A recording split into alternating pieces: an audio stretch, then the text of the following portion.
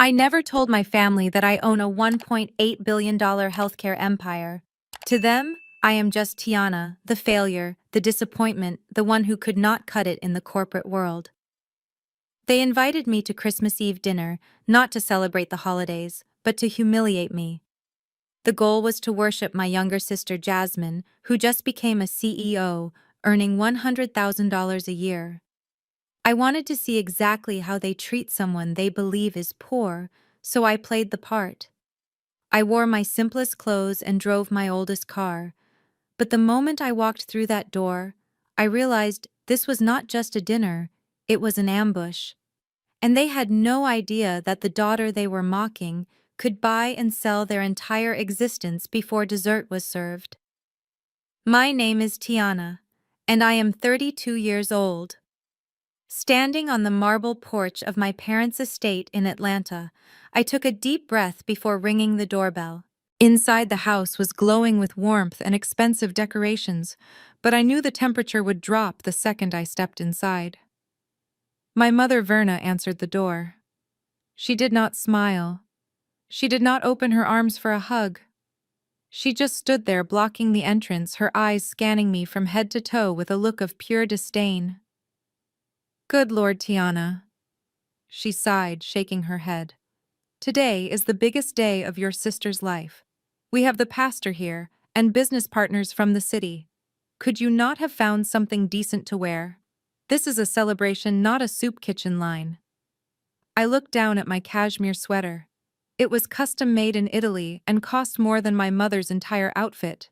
But because it had no flashy logos, she assumed it was from a thrift store. "I am happy for Jasmine, Mom," I said, trying to step inside. "I brought this for the family." I held out a bottle of Chateau Margaux Vintage 2015 worth $5,000. Verna snatched the bottle from my hand without even looking at the label. She turned to the housekeeper who was passing by with a tray. "Hattie, take this into the kitchen. Use it for the pasta sauce or the marinade. We are only serving the good French wine tonight, not whatever discount poison Tiana picked up at the gas station." I felt the sting of the insult, but I kept my face neutral. "That wine is actually quite special," I started to say, but Verna cut me off with a wave of her manicured hand. "Do not start, Tiana. I do not have the energy for your excuses today. Just try to blend in with the wallpaper, and do not embarrass us. Your father is already in a mood because he had to explain your absence to the neighbors. We told them you were volunteering. It sounds better than unemployed." She turned her back on me and walked into the foyer, her heels clicking sharply on the polished floor. I stepped inside the house I grew up in, feeling like an intruder. The air smelled of expensive perfume and roasted lamb, but underneath it all was the familiar scent of judgment. I was the black sheep, the scapegoat, the failure. Or so they thought. I tightened my grip on my purse. Inside was a document that would change everything, but for now I would let them play their games. Before I continue this story, let me know where you are watching from in the comments below. Hit like and subscribe if you have ever had to hide your true self to survive your own family.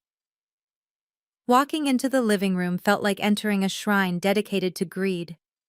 The space was dominated by a 12-foot Christmas tree dripping with gold ornaments, but all eyes were glued to the orange leather bag in my sister Jasmine's lap.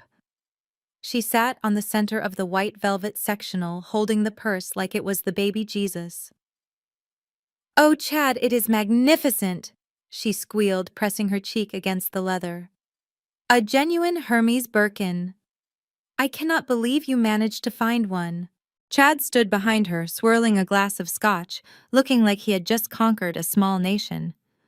"Well, for the new CEO of Logistics Solutions, only the best will do," he said loud enough for the neighbors to hear. "I had to pull a lot of strings to get on that list. My mother, Verna, was practically hyperventilating." "Let me touch it," she whispered, reaching out with a reverent hand. "Oh, the leather is so supple. This screams status, Jasmine. When you walk into the boardroom with this, they will know you have arrived." I stood by the archway watching the performance. I own 3 Birkins, real ones. I use them to carry my gym clothes. From where I stood, I could spot the uneven stitching on the handle and the slightly off shade of gold on the hardware. It was a fake. A good fake, probably a grade A replica that cost a few $100s, but definitely not the $20,000 investment they thought it was. I considered pointing it out. I considered asking Chad which boutique he bought it from just to watch him squirm, but I stayed silent. This was their moment, and I was just the audience. "Nice bag, Jasmine," I said, stepping fully into the room. "The color suits you." Jasmine did not even turn her head. She kept admiring her reflection in the hardware. "Thanks, Tiana," she said, her voice dismissive. "Please be careful with your drink. This bag is worth more than your entire year of rent. I do not want any accidents. I am not drinking anything," I said. "Mom took my wine away, remember?" My father Otis looked up from his spot by the fire. "Don't start complaining, Tiana. We are celebrating your sister's success. Try to be happy for someone else for a change." I fought the urge to roll my eyes and move toward the empty armchair near the window. My legs were aching from a double shift I had pulled at the free clinic the day before, not for money but because I actually cared about patients. I just wanted to sit down for 5 minutes. As I lowered myself toward the cushion, a polished leather loafer shot out and blocked my path. I froze. Chad was lounging on the adjacent sofa, his leg extended, effectively barring me from the chair. He looked up at me, a smirk playing on his lips. "Sorry, Tiana," he drawled, swirling his scotch. "This seating area is reserved." "Reserved," I repeated, looking around the room. "For who?" "For people with equity," he said smoothly. "This is the shareholders' circle, Tiana. People who contribute to the family legacy. People who bring value to the table. Since your net worth is currently negative, I think you would be more comfortable standing over there." He pointed to the wall near the kitchen door. The room erupted in laughter. It was not a warm sound. It was sharp and cruel. Even my father chuckled, shaking his head, as if Chad had just made a clever joke instead of humiliating his sister-in-law. "You really should have married a man with ambition, Tiana," my mother added from the sofa. "Chad is so protective of our standards." I looked at Chad. I looked at his fake Rolex and his leased suit. He was a mid-level consultant at a firm my company Nexus Health was currently auditing for financial irregularities. He had no idea that the woman he just kicked out of a chair held his career in the palm of her hand. I straightened my spine. "You are right, Chad," I said, my voice calm and steady. "I would not want to bring down the property value of the furniture. I will stand." I walked over to the wall he had pointed to and leaned against it, crossing my arms. From this vantage point, I could see everything. The fake bag, the fake smiles, and the very real rot at the center of my family. Let them have their chairs. I own the ground they were building their house of cards on. "Dinner is served," my mother announced, her voice ringing out like a church bell summoning the faithful. We moved into the dining room, a space that my parents had recently renovated to look like a French chateau. The long mahogany table was set for 12, and it was a masterpiece of exclusion. A silk damask tablecloth cascaded to the floor. Gold chargers gleamed under the crystal chandelier. Every place setting had a hand-calligraphed name card. I scanned the table looking for my name. I saw cards for my parents. I saw cards for Jasmine and Chad. I saw cards for the pastor and his wife. I even saw a card for Chad's assistant who had tagged along. But there was no card for Tiana. I paused behind an empty chair near the end of the table, assuming it must be an oversight. As I reached for the back of the chair, Jasmine cleared her throat. It was a sharp, aggressive sound. "Oh, Tiana," she said, her voice dripping with fake sweetness. "That seat is not for you. That is for Deacon Miller. He is running late, but he is on his way." I looked at her. "Then where am I sitting?" I asked. Jasmine giggled and exchanged a look with Chad. "Well, we had to make some adjustments," she said, gesturing vaguely with her manicured hand. "Since tonight is really a business dinner to celebrate my promotion, we need to keep the conversation focused on success and strategy. We figured you would be bored with all the high-level talk about stocks and acquisitions." She pointed a long acrylic nail toward the swinging door that led to the kitchen. "We set up a special spot for you in there," she said. "It is the kiddie table. You know, like when we were little. It is cozy. And you will be closer to the food if we need refills on the wine. Chad snorted into his napkin. Yeah, Tiana, he said. Plus, you would not want to spill anything on this tablecloth. It is imported silk. It costs more than your car. My mother was busy adjusting the floral centerpiece, pretending she did not hear her oldest daughter being banished to the servants' quarters. Mom, I said, my voice low. Are you serious? I am 32 years old.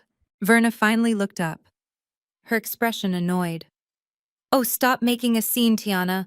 Jasmine is the guest of honor. It is her night.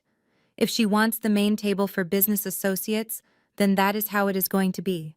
Just go sit in the kitchen and be grateful you are getting a free meal. I felt a heat rise up my neck, but I forced it back down. I looked at Jasmine. She was beaming triumphant in her petty cruelty. She thought she was putting me in my place. She thought she was banishing the failure to the back room so she would not taint their image of perfection. She had no idea she was sending the owner of a billion-dollar company to sit on a plastic chair. I took a deep breath and smoothed my sweater. Very well, I said calmly. I would not want to interrupt the important business talk.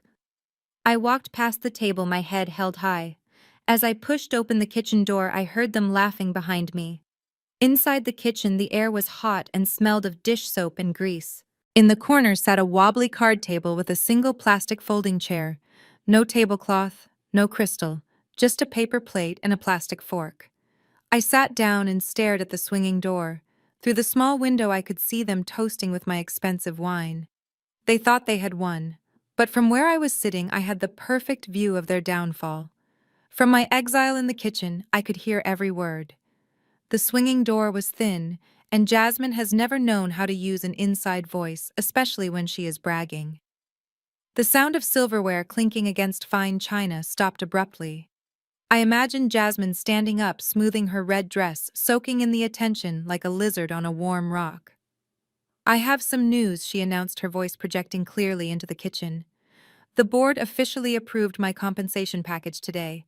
Starting January 1st, my base salary will be $100,000 a year, plus stock options. The dining room erupted. It sounded like a revival meeting. I heard my mother Verna shriek with joy. $100,000, she gasped. Oh, Jasmine, that is incredible. You are going to be the richest woman in our church circle. Sister Patterson is going to die of jealousy when I tell her. I sat there poking at a dry piece of cornbread with my plastic fork. $100,000. It was a respectable salary for a 29-year-old. I was happy for her in a distant, abstract way. But what made me smirk was the irony. My personal assistant's assistant made $120,000 a year. My quarterly tax bill was more than Jasmine would make in a decade, but to them this was the pinnacle of human achievement. Then I heard the scraping of a heavy chair against the wood floor. That would be my father Otis standing up. I could picture him raising his crystal goblet filled with the wine they had stolen from me. Quiet, everyone. Quiet, please. He boomed, his voice thick with pride and expensive alcohol. I want to propose a toast to my daughter Jasmine. He paused for dramatic effect. For years, your mother and I prayed for a sign. We prayed that our legacy would not end in embarrassment. We looked at your sister and we despaired. We saw wasted potential. We saw mediocrity. We saw a dead end. I stopped chewing. The cornbread turned to dust in my mouth. He was not just praising her. He was burying me. But God is good, Otis continued, his voice rising. He gave us you, Jasmine. You are the answer to our prayers. You are the proof that we did something right as parents. Finally, this family has a child who brings honor to the name Washington, someone who commands respect, someone who makes real money. You have wiped away the shame of having a failure for a firstborn. To Jasmine, the true heir to this family. Hear, hear, Chad shouted. The glasses clinked together, a symphony of validation for them, and a death knell for me. I stared at the closed kitchen door. A single tear slid down my cheek, but I wiped it away angrily. They called me a disappointment. They called me a shame. My father had just publicly disowned me in everything but legal paperwork. He thought Jasmine's 100 grand was a fortune. He had no idea that the failure in the kitchen could buy his entire neighborhood and turn it into a parking lot without checking her bank balance. I took a sip of water from my paper cup. "Enjoy the toast, Dad," I whispered to the empty room. "Because that champagne is going to taste like vinegar when you find out who really pays the bills in this town." The kitchen door swung open, and Chad sauntered in carrying an empty silver ice bucket. He had loosened his tie and unbuttoned his collar, the picture of a man relaxing in his own kingdom. He stopped when he saw me sitting at the card table nursing my paper cup of water. His eyes raked over me with a mixture of amusement and pity.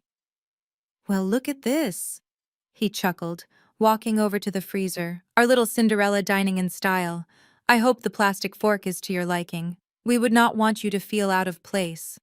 I ignored him, staring straight ahead at the wall. I did not have the energy to engage with a man whose greatest achievement was marrying into a family that thought mediocrity was excellence. Chad filled the bucket with ice, the cubes clattering loudly in the silence. He did not leave immediately. Instead, he leaned against the counter, swirling the ice, watching me like I was an exhibit in a zoo. "You know, Tiana," he said, his voice taking on that condescending tone he used whenever he talked about money, "I actually feel bad for you. It must be hard watching Jasmine shine like this, seeing her achieve everything you failed at. Career, marriage, respect. It has to sting." I finally looked at him. "I am happy for my sister Chad," I said evenly. "Her success has nothing to do with me." Chad laughed, a short barking sound. "Keep telling yourself that, sweetheart. But we both know the truth. You are jealous. You are bitter. And frankly, it is pathetic." He reached into his pocket and pulled out a crisp $20 bill. He flicked it onto the wobbly table. It landed next to my paper plate. "Here," he said. "Take this. Buy yourself a lottery ticket. Who knows? Maybe you will get lucky and finally be able to afford a personality. Or at least a decent haircut." I looked at the money. It was an insult wrapped in green paper, a token of his arrogance, a symbol of how small he thought I was. I picked up the bill, slowly turning it over in my fingers. Chad watched me, expecting me to throw it back or maybe cry. He wanted a reaction. He wanted me to be the broken, envious sister he had cast me as. Instead, I smiled. A slow, cold smile that didn't reach my eyes. I placed the bill back on the table, smoothing it out with deliberate care. "You should keep this, Chad," I said, my voice soft but cutting. "Why would I need $20 from a broke freelancer?" He scoffed.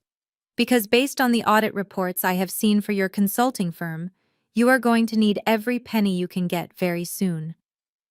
I stood up and leaned in close, lowering my voice.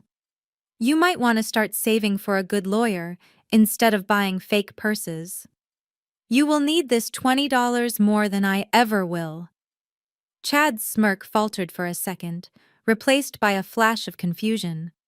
Then he shook his head, dismissing me as delusional. "Whatever, Tiana. Enjoy your scraps." He grabbed the ice bucket and pushed back through the door, leaving the money on the table. I left it there. It was a down payment on his destruction. The time for exchanging gifts arrived, and the living room transformed into a theater of worship for Jasmine. My sister had just presented our parents with a brochure for a Caribbean cruise.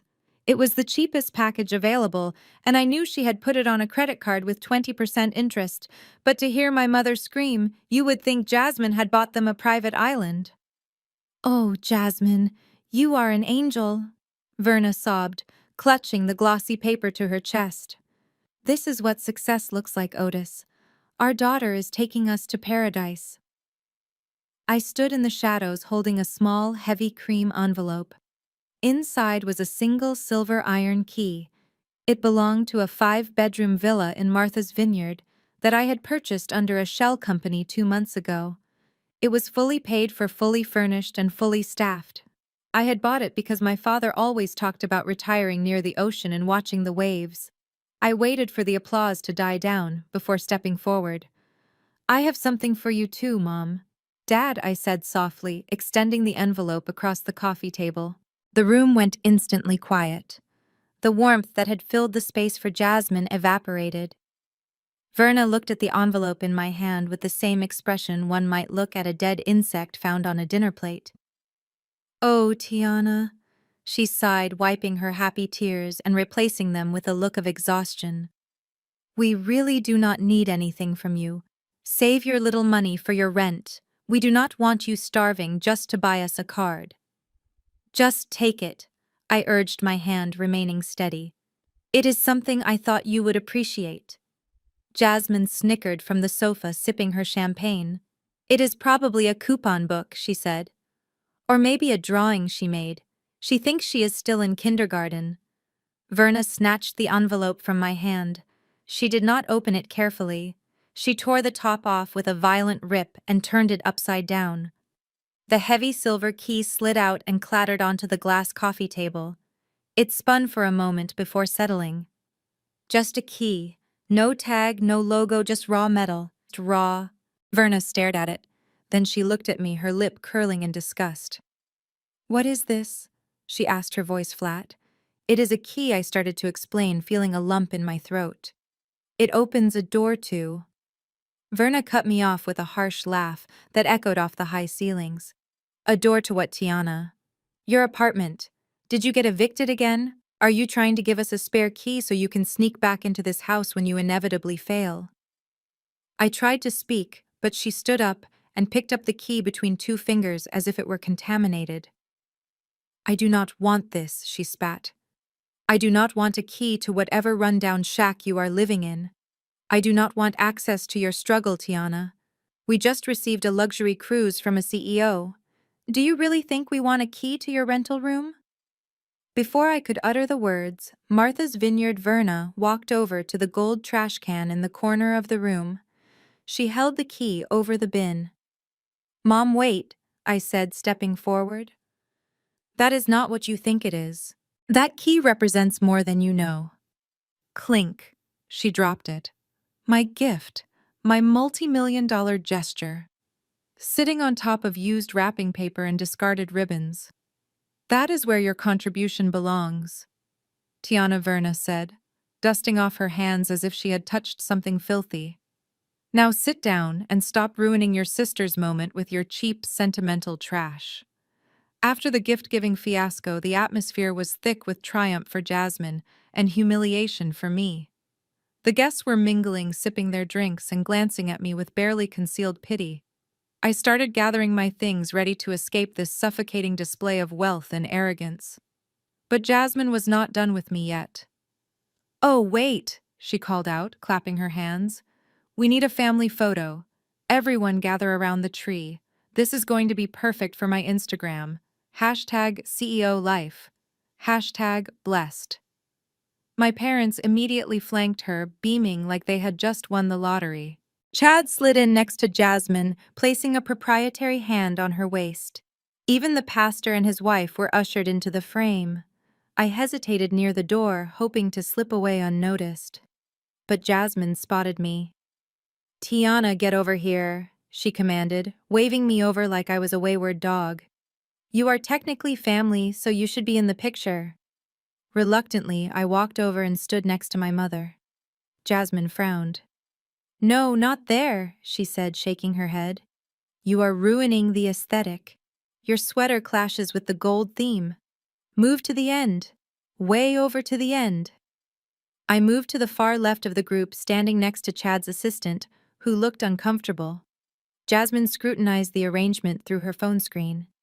"Still not right," she muttered. "Okay, Tiana, take 2 steps to the left. No more. More." I stepped further away until there was a distinct gap between me and the rest of the group. Perfect, Jasmine declared, a cruel smile playing on her lips. "That way I can just crop you out later. I do not want your sad energy bringing down my engagement metrics. My followers want to see success, Tiana, not whatever it is you have going on." The room burst into laughter again. My father Otis slapped his knee. "That is a good one, Jasmine," he roared. "Crop her out. That is exactly what we have been trying to do for years." Even the pastor chuckled, though he tried to hide it behind a cough. I stood there isolated at the edge of my own family, feeling the heat of their mockery burn my skin. They were not just taking a picture, they were erasing me. They were telling me in the clearest possible terms that I did not belong, that I was an eyesore, a blemish on their perfect life.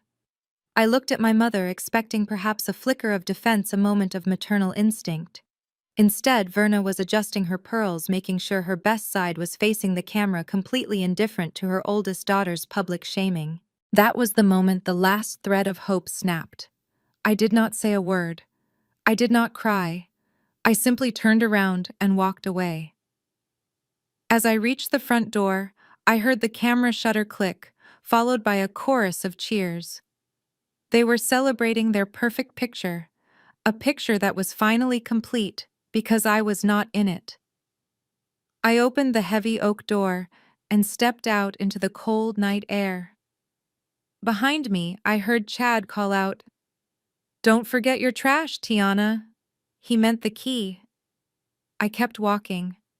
The gravel crunched under my boots, a lonely sound in the silence.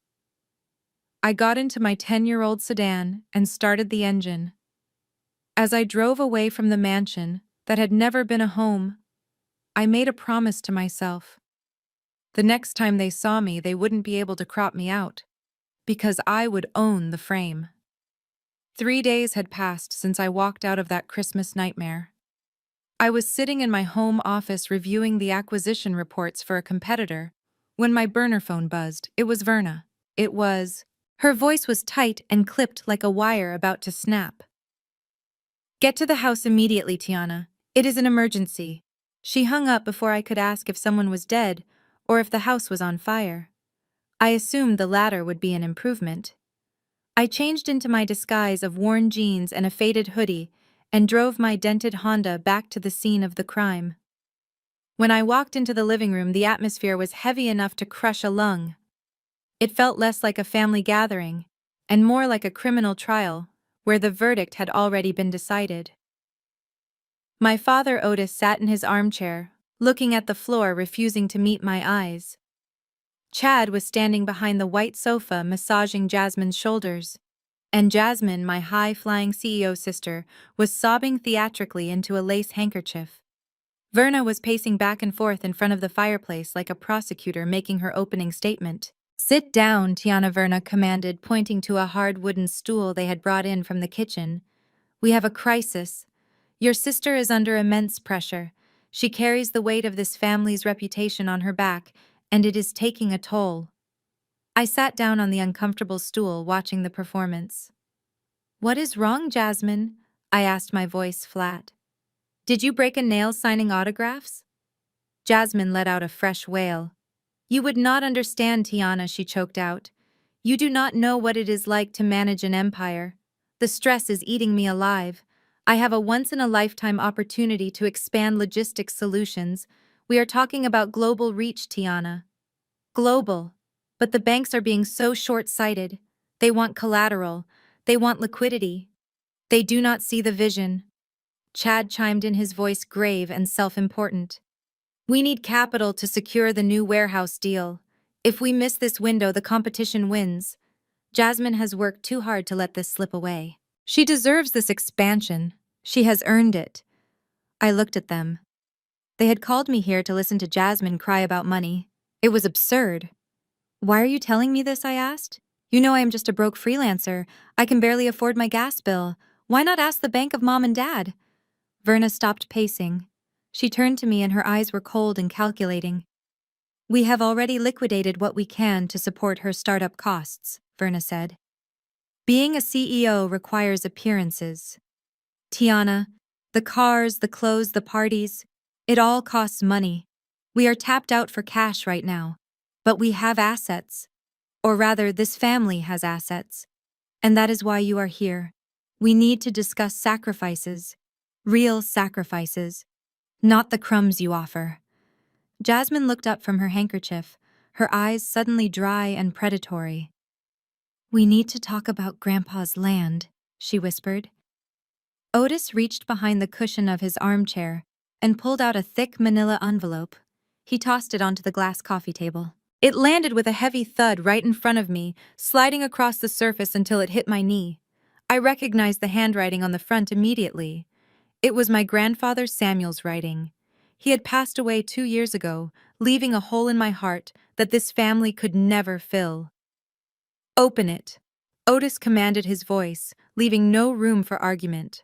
I reached for the envelope, my fingers brushing against the familiar script. Inside was a deed. A property deed for 50 acres of land in North Carolina. My eyes scanned the legal jargon until they hit the beneficiary line. It did not say Otis Washington. It did not say Jasmine Washington. It said Tiana Washington. "Grandpa left this to me," I whispered, the paper trembling slightly in my hands. I remembered that land. He used to take me there in the summers, away from the pressure and the pretense of Atlanta. We would walk through the tall pines, and he would tell me that dirt was the only thing they were not making any more of. He told me it was freedom. He told me to never let it go. "Your grandfather was not in his right mind at the end," Otis said sharply, cutting through my memory. "He was confused, Tiana. He forgot who the leaders of this family are. He left that prime real estate to you, probably thinking you needed a place to pitch a tent, since you can barely afford rent. But we are going to fix his mistake today." He pointed a thick finger at the paper. Fix it how I asked, though I already knew the answer. The air in the room felt suffocating. Jasmine had stopped crying completely. She was watching me with the intensity of a hawk spotting a field mouse, wiping her dry eyes with the lace handkerchief. "You are going to sign a quitclaim deed," Otis stated, as if he were ordering a coffee.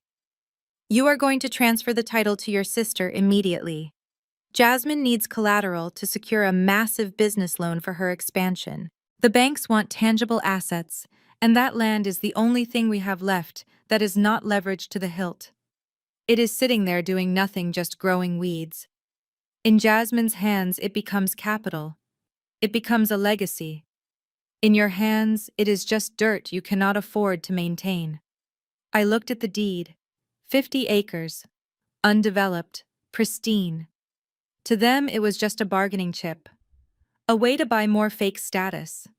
To me, it was the last gift from the only man who ever loved me without conditions. "You want me to just give it to her?" I asked, keeping my voice steady. "Just hand over my inheritance so she can gamble it on a logistics deal." "It is not giving it away," Otis barked, leaning forward. "It is correcting an oversight." "You have no money, Tiana. How are you going to pay the property taxes? How are you going to maintain the boundaries? The state will seize it from you in 2 years anyway, because you are destitute. Do the right thing for the family. Sign the land over to the CEO who knows what to do with it. Be useful for once in your life." Verna sat down on the ottoman right in front of me, invading my personal space. She reached out and placed her hand over mine. Her touch was cold, and her voice dropped an octave, shifting into a tone that was supposed to sound maternal, but only sounded condescending. "Tiana, baby, listen to your father. We are not trying to hurt you. We are trying to save you from yourself. Look at your life. You are 32 years old, and what do you really have to show for it? No husband, no real career, no assets to speak of. You are living paycheck to paycheck in some rental apartment that probably has drafty windows and loud neighbors. Do you honestly think you are equipped to manage 50 acres of undeveloped land?" She sighed, shaking her head as if the mere thought of me managing property was exhausting to her. "You do not have a business mind, Tiana. You never did. You are a dreamer. That is fine for hobbies, but dreamers get eaten alive in the real world of real estate and finance. That land requires management.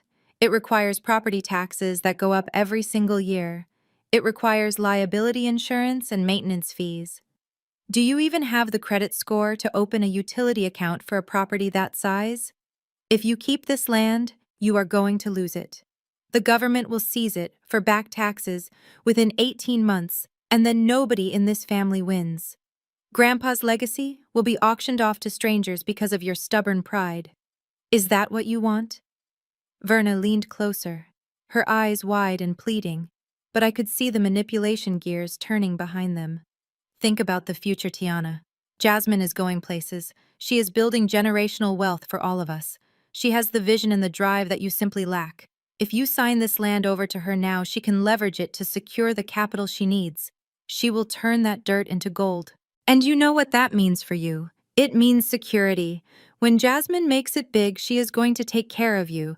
She will make sure you never have to worry about rent again. She might even buy you a nice little condo, or let you live in the guest house of her new estate. I looked at my mother and felt a chill run down my spine. She was painting a picture of my future where I was nothing more than a permanent dependent, a charity case living off the scraps from my younger sister's table. She wanted me to trade my independence for a promise she had no intention of keeping. She wanted me to believe that I was too incompetent to own anything of value. Do not be selfish, Tiana Verna continued, squeezing my hand hard enough to hurt. This is your chance to finally contribute to this family instead of just draining our emotional resources. You have been a taker for years. Now you can finally give something back.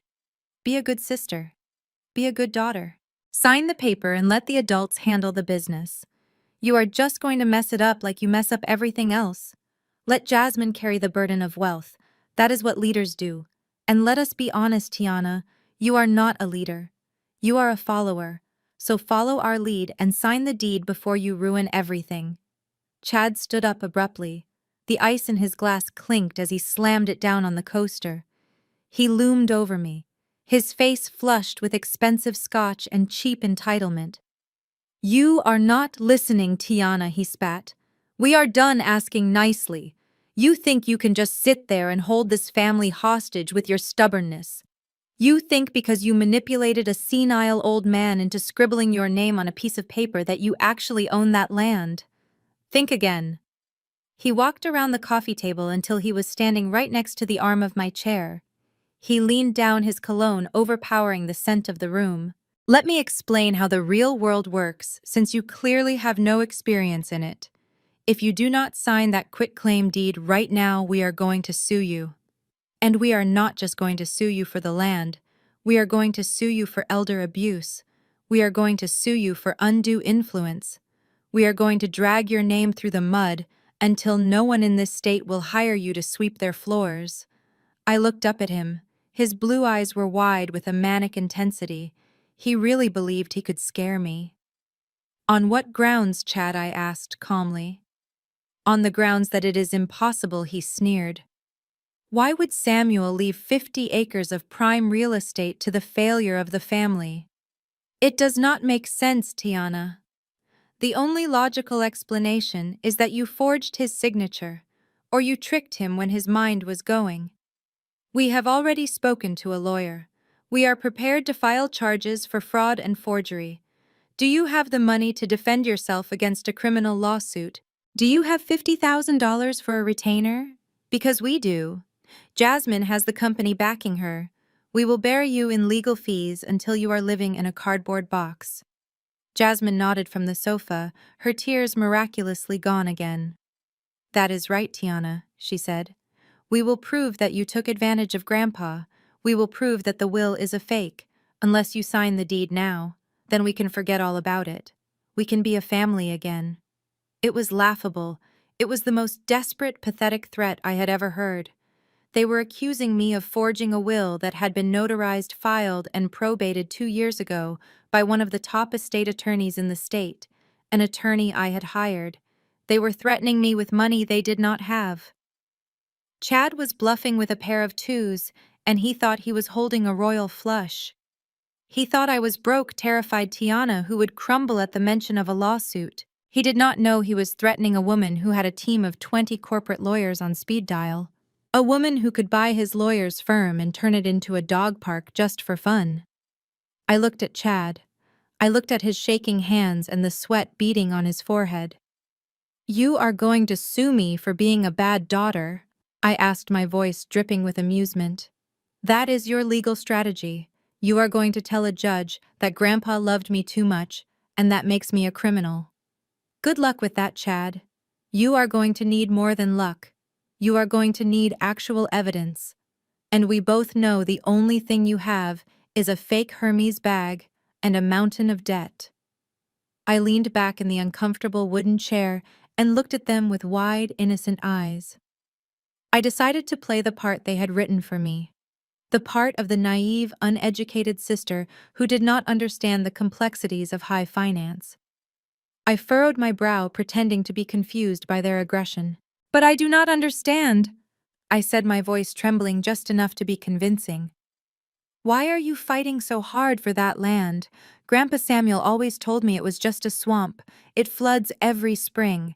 You cannot grow anything there. You cannot build on it. It is just 50 acres of mud and mosquitoes. Why would a bank accept a swamp as collateral for a global business expansion? It seems like a bad deal for you, Jasmine. I would hate for you to get stuck with a worthless asset. Jasmine let out a sharp, exasperated breath. She looked at Chad and rolled her eyes. See, she said to him, she is completely clueless. She has no idea what she is sitting on. She turned back to me, her face twisted with a mix of pity and greed. Tiana, you really are simple, aren't you? It is not just a swamp anymore. Do you not read the business journals? Do you not follow market trends? Of course you don't. You are too busy worrying about your next utility bill. She stood up and walked over to the window, looking out at the driveway as if she could see her future empire rising from the pavement. It is about location, Tiana, she said, her voice dropping to a conspiratorial whisper. We have inside information. Reliable sources in the City Planning Commission. There is a rumor. A very big rumor. A massive multi-billion-dollar corporation called Nexus Health is scouting that exact area in North Carolina. They are planning to build their new East Coast research headquarters and a manufacturing plant right there.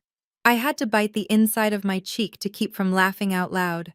Nexus Health, my company. The company I founded 5 years ago in a garage. The company I grew into a titan of industry while my family was busy buying fake designer bags. I knew about the headquarters because I had approved the blueprints yesterday morning. I knew about the location because I had personally selected it to honor my grandfather. Chad jumped in, eager to prove his intelligence. Exactly, Tiana. Nexus Health is a juggernaut. When they announce the location, property values in that county are going to explode. That 50 acres will go from being worth $50,000 to $20 million overnight. But that only happens if we control the title before the announcement. If you keep it, the developers will just lowball you. They will offer you peanuts, and you will take it because you do not know how to negotiate with corporate sharks. You need us to handle this deal. I looked down at my hands, hiding the smirk that was threatening to break through. So you want to take the land from me, sell it to this Nexus Health company, and keep the $20 million? I asked slowly. It is business, Tiana, Jasmine snapped, turning back to face me. It is strategy. The CEO of Nexus Health is a ghost. Nobody knows who she is, but she is ruthless. She eats people like you for breakfast. We are doing you a favor by shielding you from that level of negotiation. We get the money to expand my company, and you get the satisfaction of helping the family. And maybe if the deal goes through, we will buy you a new car. A nice, sensible sedan. I looked at my sister. She was banking her entire future on a deal with me, without even realizing I was the one sitting across the table.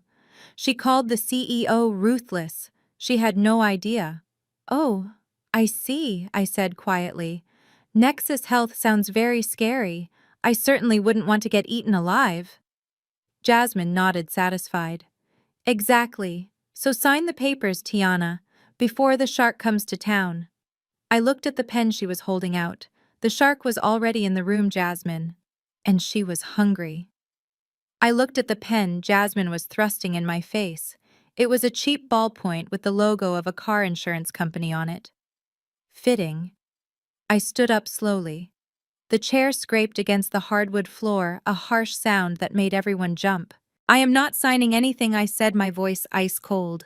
Not today, not tomorrow, not ever. That land belongs to me. Grandpa gave it to me because he knew I would protect it from vultures like you. Verna gasped, clutching her pearls like she was in a soap opera. Tiana, you are making a huge mistake, she shrieked. You are walking away from family. You are walking away from your future. No, Mom, I said. I am walking away from a crime scene. I turned my back on them. I could feel their eyes burning into my spine. Chad shouted something about lawyers and regret, but I kept walking. I marched out the front door and down the marble steps to my car. But I did not drive away immediately. I sat in the driver's seat and pulled out my tablet. Before I entered the house, I had activated a micro camera disguised as a button on the coat I had conveniently forgotten on the coat rack in the hallway. It had a perfect view of the living room through the open archway. I put in my earbuds and watched the screen. On the grainy video feed, the room was in chaos. Jasmine was pacing back and forth like a caged tiger. She threw the unsigned deed onto the floor and stomped on it with her heel. "She is not going to sign," she screamed. "She is going to ruin everything, Chad. The loan officer needs the collateral by Friday. If we do not have the title, Nexus Health will buy from someone else, and we will be left with nothing but debt." Chad walked over and picked up the paper, smoothing out the boot print. "Calm down, babe," he said, his voice low and dangerous. "Who says we need her to sign?" Jasmine stopped pacing. "What do you mean?" Chad pulled a pen from his pocket. "Tiana has not signed a legal document in this house in 10 years. Nobody knows what her signature looks like now. But we have her old high school yearbooks in the basement. We have her old birthday cards. I can trace it. I can practice it until it looks perfect." Verna walked into the frame. She did not look horrified. She looked curious. "But what about a notary?" she asked. "It has to be notarized, Otis. My father." Otis looked up from his chair. "I know a guy downtown," he grunted. "He owes me a favor from the old days. For $500 he will stamp anything we put in front of him. He does not need to see Tiana, he just needs to see the cash." Jasmine smiled. It was a terrifying sight. "So we just do it ourselves," she said. "We sign the deed, transfer the title, and use it to get the loan. By the time Tiana finds out, the land will be sold to Nexus Health and the money will be in our offshore accounts. She can sue us all she wants, but she will never be able to prove it was not her signature. She is broke, remember. She cannot afford a handwriting expert." Chad laughed, tapping the pen against his chin. "Exactly. We are doing her a favor, really. We are putting the asset to good use. Let's go find those yearbooks." I watched them leave the room, united in their conspiracy. My own parents, my sister, plotting a felony in the living room where we used to open Christmas presents. I saved the recording and uploaded it to my secure cloud server. They wanted to play dirty. They had no idea they were playing with fire. I started the car and drove away, a smile playing on my lips. They were digging their own graves, and I was going to hand them the shovels. I pulled my beat-up Honda onto the shoulder of the highway, just a few miles away from my parents' estate. The moment I was out of sight, the tears stopped. They were not real tears anyway. They were a performance, a necessary prop in the theater of my family's cruelty. I reached into the glove compartment and bypassed the stack of unpaid parking tickets I kept there for show. I pressed a hidden latch in the back of the compartment, and a small velvet-lined drawer popped open. Inside sat my encrypted satellite phone. It was sleek black and secure enough to run a small country. I dialed a number I knew by heart. Harrison picked up on the first ring. He was the chief general counsel for Nexus Health, a man who ate sharks for breakfast and filed lawsuits for lunch. He was also the only person in the world who knew exactly how much I enjoyed destroying my enemies. "Ms. Washington," Harrison said, his voice crisp and alert. "I assume the Christmas dinner went as expected." "Worse," I said, checking my rearview mirror to make sure no one had followed me. "They are going to forge my signature, Harrison. They are doing it right now. Jasmine and Chad are digging up old yearbooks to trace my handwriting. Otis is calling in a favor with a corrupt notary downtown. They plan to file a fraudulent quitclaim deed to transfer the North Carolina property to Jasmine so she can leverage it for a business loan." Harrison let out a low whistle. "That is bold even for them. Do you want me to alert the authorities?" I can have the notary's license suspended by morning. I can have a restraining order on your sister before she finishes her champagne. No, I said, my voice ice cold. Not yet. If we stop them now, they will just claim it was a misunderstanding. They will say they were trying to help me manage my assets. I need them to commit the crime, Harrison. I need the ink to dry. I need that deed recorded with the county clerk. I need them to walk into that bank and sign the loan documents using stolen collateral. I want federal charges, not a slap on the wrist. Understood? Harrison said, the sound of typing clicking in the background. I will alert our contacts at the Registry of Deeds to flag the filing, but allow it to process. We will build a paper trail so thick they will not be able to breathe. What about the loan? Who are they approaching? They are going to Apex Capital, I said, a smile spreading across my face. Jasmine mentioned it during her little speech about her empire. She thinks Apex is just another venture capital firm hungry for logistics startups. There was a pause on the line, and then I heard Harrison chuckle.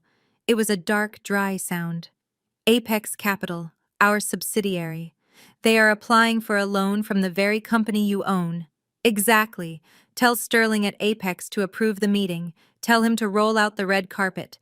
Let Jasmine think she has won. Let her believe she is the smartest person in the room, and Harrison prepare the forensic accounting team. I want a full audit of Jasmine's current business. If she is desperate enough to steal land from her sister, she is definitely cooking her books. I want to know where every single penny has gone. Consider it done, Ms. Washington. And Chad. I tapped my fingers on the steering wheel. Chad thinks he is untouchable. He thinks he is the brains of the operation. Dig into his gambling debts. I saw the way his hands shook when he threatened me. He is in deep with someone. Find out who and buy the debt. I want to own him. I will have a full dossier on your desk by tomorrow morning. Get some rest, Tiana. The game is just beginning. I hung up the phone and placed it back in its hidden compartment. I looked at my reflection in the rearview mirror. The sad, broken Tiana was gone. The Wolf of Atlanta was back. I put the car in gear and merged back onto the highway. They had taken the bait. Now all I had to do was wait for the trap to snap shut. I was sitting in my penthouse office overlooking the Atlanta skyline, reviewing the dossier Harrison had sent over. The file on Chad was thicker than a dictionary. It detailed gambling debts to bookies in 3 different states, and a series of unauthorized withdrawals from Jasmine's business accounts that she clearly did not know about yet. I was just about to close the folder when my burner phone buzzed against the mahogany desk. It was Jasmine. I let it ring 3 times before answering, pitching my voice to sound like I had just woken up from a nap in a cramped apartment. "Hello, Jasmine?" I asked groggily. "You need to get down here right now." Jasmine did not say hello. She screamed. Her voice was shrill and vibrating with panic. "I am at the office and Kayla just walked out. Can you believe the ingratitude? I threw one little stapler at her because she got my coffee order wrong and she quit. She actually quit right before the most important meeting of my career." I held the phone away from my ear. Kayla was the 3rd assistant Jasmine had burned through in 6 months. I made a mental note to have my HR department reach out to Kayla and offer her a job. Anyone who could survive Jasmine for 2 months deserved a medal and a salary bump. "What do you want me to do, Jasmine?" I asked. "I am not a staffing agency. I need a body, Tiana. I need someone to carry my files and fetch my water and look invisible while I close this deal with Apex Capital. I cannot walk into that boardroom alone carrying my own laptop like a peasant. It ruins the image. You are not doing anything important, right? Of course you are not. You are probably sitting around watching daytime television." I looked at the billion-dollar merger contracts on my desk. I was actually in the middle of acquiring a biotech firm in Switzerland, but I suppose that could wait. "I am pretty busy looking for work," I lied. "I will pay you," Jasmine snapped. $100 cash for 1 afternoon of work. That is probably more than you make in a week of whatever gig work you are doing. Just put on the nicest clothes you have.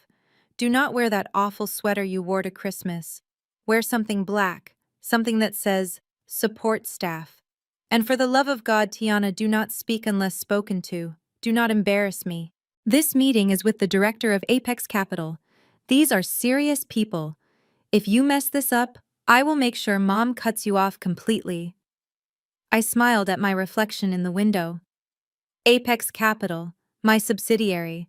The meeting was with Sterling, a man I had personally hired 5 years ago. Jasmine wanted me to play the role of the silent servant in a room where I owned the furniture, the building, and the people sitting at the table. It was too perfect. Fine, I said, letting a note of desperate gratitude creep into my voice. $100 would really help with the electric bill. I will be there in 20 minutes. Good. And Tiana, do not park that rusted heap of a car in the front lot. Park around back by the dumpster. I do not want the investors seeing it and thinking we are running a charity. She hung up without saying goodbye. I stood up and walked to my private dressing room. I bypassed the designer suits and silk blouses. I found a simple black skirt and a white button-down shirt that I kept for days when I wanted to visit my factories undercover. I pulled my hair back into a severe bun and removed my diamond studs, replacing them with simple plastic buttons. I looked in the mirror. Tiana the billionaire was gone. Tiana the desperate sister was back. I grabbed my keys. Not for the McLaren, but for the Honda. I was going to earn that $100. And in exchange, I was going to take everything she had. Logistics Solutions was located in a depressing strip mall off the highway, sandwiched between a bail bondsman and a store that sold discounted mattresses. The front window was plastered with a gold vinyl decal of a lion roaring, which was already peeling at the edges. I pushed open the door and was immediately hit by a wall of cheap floral air freshener that burned the back of my throat. Jasmine had clearly spent her entire startup budget on decor that screamed girl boss from 5 years ago. There were motivational posters in gold frames with sayings like "grind until you own it" and "hustle harder." The furniture was white leatherette that squeaked loudly when you sat on it and looked like it belonged in the waiting room of a budget plastic surgeon. Jasmine came rushing out of the back room holding a tube of lipstick like a weapon. She was wearing a white pantsuit that was visibly tight across the shoulders. "You are finally here," she barked, checking her reflection in a gold-framed mirror hanging crookedly on the wall. She looked me up and down and curled her lip. "Well, at least you are wearing black. Try to stand in the shadows today. We do not want to lower the property value when the investors arrive." She grabbed her purse, which was sitting on the reception desk next to a vase of dusty plastic orchids. "Listen carefully, Tiana. Before the Apex team gets here, we need to set the stage. That implies we need coffee. Premium coffee, not that gas station mud you drink." She pulled out a $20 bill and held it out, but when I reached for it, she pulled it back, taunting me. "This is a test, Tiana," she said, her eyes narrowing. "Can you handle a simple executive task? I need 3 venti caramel macchiatos, oat milk, sugar-free vanilla syrup, extra caramel drizzle, upside down, heated to exactly 140 degrees. She thrust the money at me again. "And Tiana, this is crucial. Make sure they use the holiday cups, the red ones. It shows we are festive but focused." 3 coffees, I said, taking the bill. "Is Chad here?" "Chad is in the conference room preparing the financials," she said, her voice filled with reverence. "He is doing high-level analysis. He needs caffeine to fuel his genius. And get yourself a tap water if you are thirsty. Do not spend more than the 20. I need the receipt for tax purposes." "You want me to drive to Starbucks to show class?" I asked, fighting the urge to laugh. "It is about the optics," Jasmine snapped. "When Mr. Sterling walks in, I want him to see us holding recognizable luxury brands. It shows we speak the same language. The language of success. Now go. And run. If there is a stain on these cups, I will deduct it from your $100. I walked back out to the parking lot, shaking my head. The language of success. She thought success was a logo on a paper cup. She thought power was ordering someone to fetch a latte with oat milk. I got into my car and started the engine. I would get her the coffee. I would get her the extra drizzle. I would let her hold on to that warm cup like it was a lifeline. Because in about 2 hours, That cup of coffee was going to be the only asset she had left in the world. I returned 20 minutes later balancing a cardboard tray with 3 steaming cups. The smell of burnt sugar and desperation filled my nostrils. I pushed open the door to Logistics Solutions, careful not to spill a drop of the precious cargo that was supposedly the key to securing a multi-million-dollar investment. Jasmine was standing in the middle of the reception area, smoothing the lapel of Chad's jacket. He was wearing a navy suit that looked 2 sizes too small, the fabric straining across his shoulders as he checked his watch. "You are late," Jasmine snapped, grabbing the tray from my hand so violently that hot liquid sloshed over the rim of one of the cups. It splashed directly onto Chad's polished leather shoe, leaving a dark, sticky trail down the front of his trousers and pooling on the toe of his loafer. Chad yelped, jumping back as if he had been shot. "My shoes!" he screamed, staring at the caramel stain like it was a mortal wound. "These are Italian leather, Jasmine. Do you know how much these cost? They are rentals." Jasmine turned on me, her eyes blazing with fury. "Look what you did, Tiana. You clumsy idiot. You just ruined the entire aesthetic. How can he walk into a meeting looking like a slob? Fix it. Fix it right now." I stood there, my hands empty. "How do you propose I fix it?" I asked, my voice calm. "Do you have a time machine?" "Get on your knees," Jasmine shrieked, pointing at the floor. "Use your sleeve. Use your hair. I do not care. Just get that stain off his shoe before it sets. Now." The few employees in the office stopped typing. A young intern near the copier looked up, her eyes wide. The receptionist stopped filing her nails and leaned over the desk, a smirk playing on her lips. They were all watching, waiting to see if the big bad CEO could make her older sister crawl. I looked at Chad. He was not embarrassed. He was expectant. He stuck his foot out, tapping the toe against the linoleum, waiting for his service. "You heard her, Tiana," he said, his voice dripping with condescension. "Chop chop. We do not have all day." Slowly, deliberately, I lowered myself to one knee. The floor was cold and gritty. I pulled a napkin from the tray and began to dab at the sticky mess on his shoe. I did not look at the shoe. I looked up. I looked directly into the eyes of the intern, who quickly looked away ashamed. I looked at the receptionist, who laughed behind her hand. I looked at Chad, who was preening like a peacock. And finally, I looked at Jasmine. She was smiling.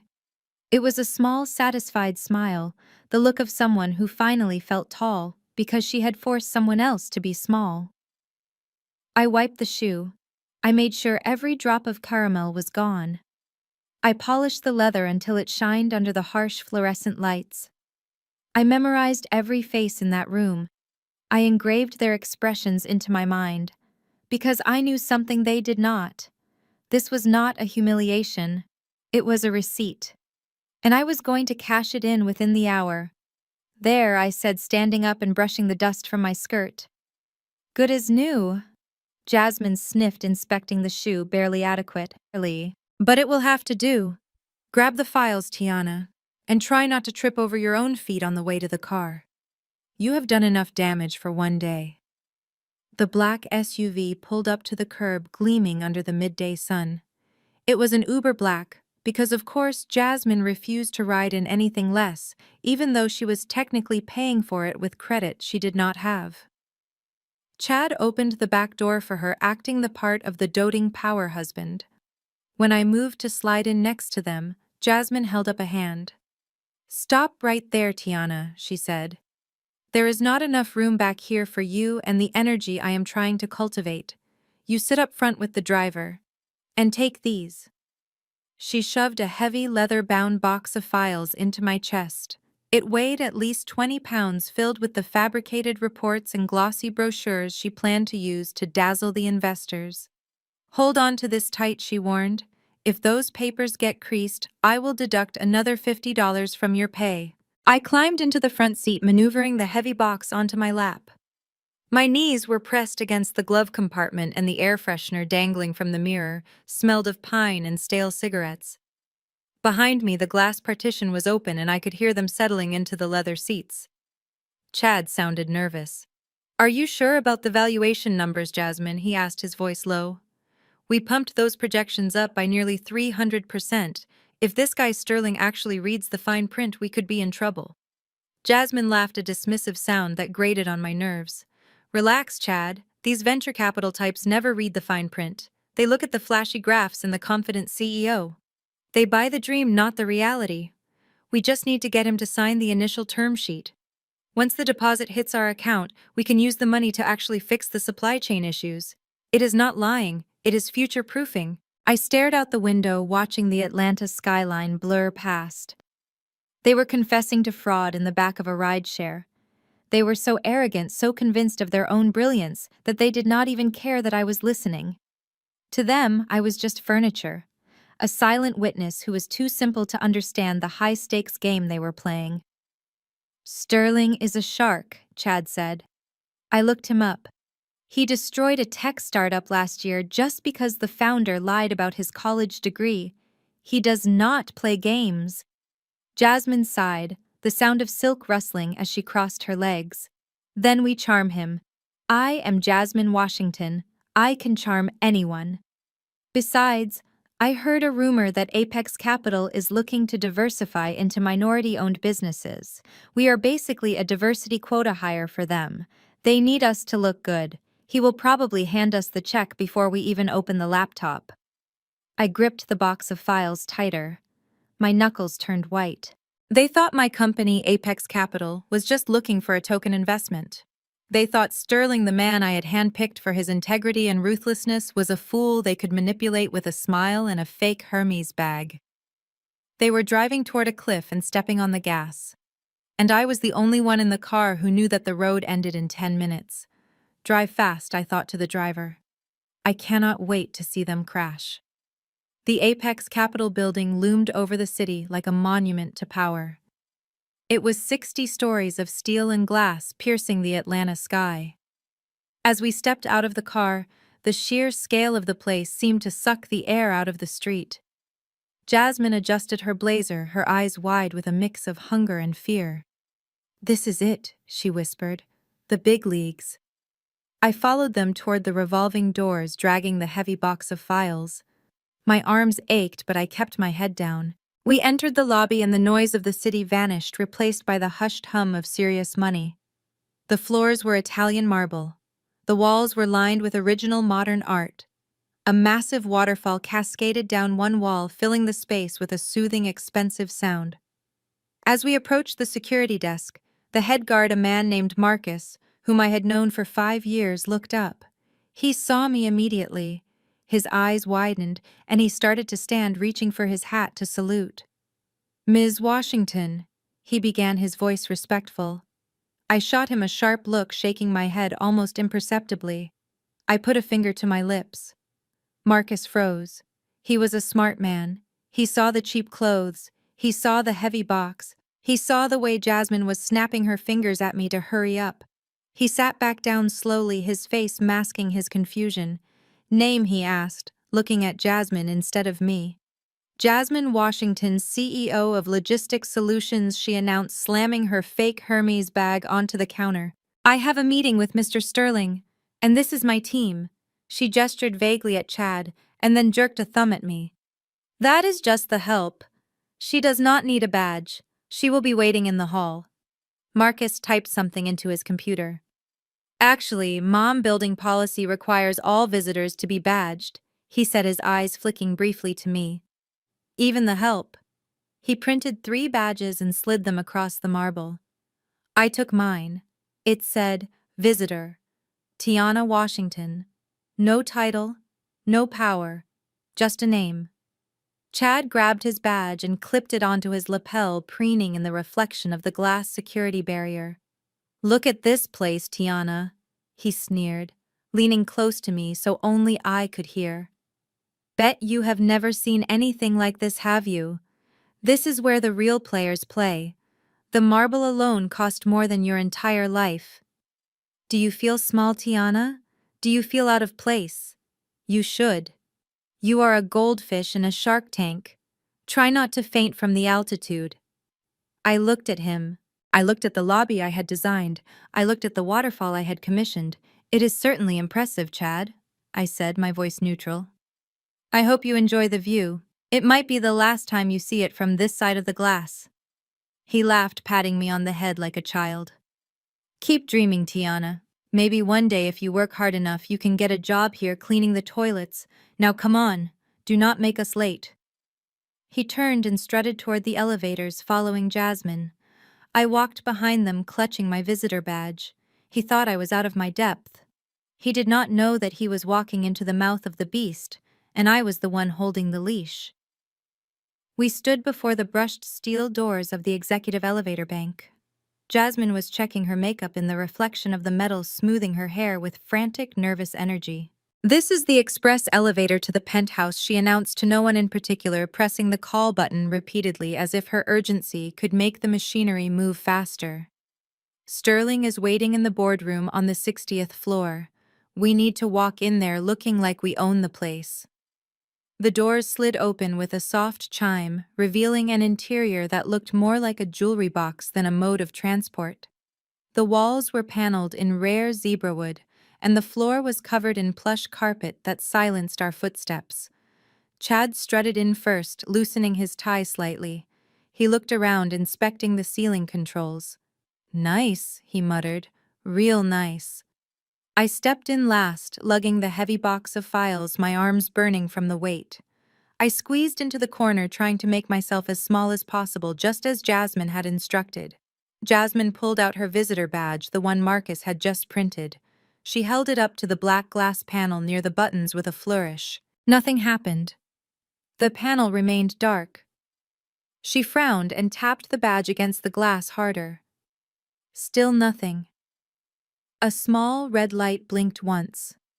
"Access denied." "What is wrong with this thing?" she hissed, swiping the card again. "Come on, we are going to be late."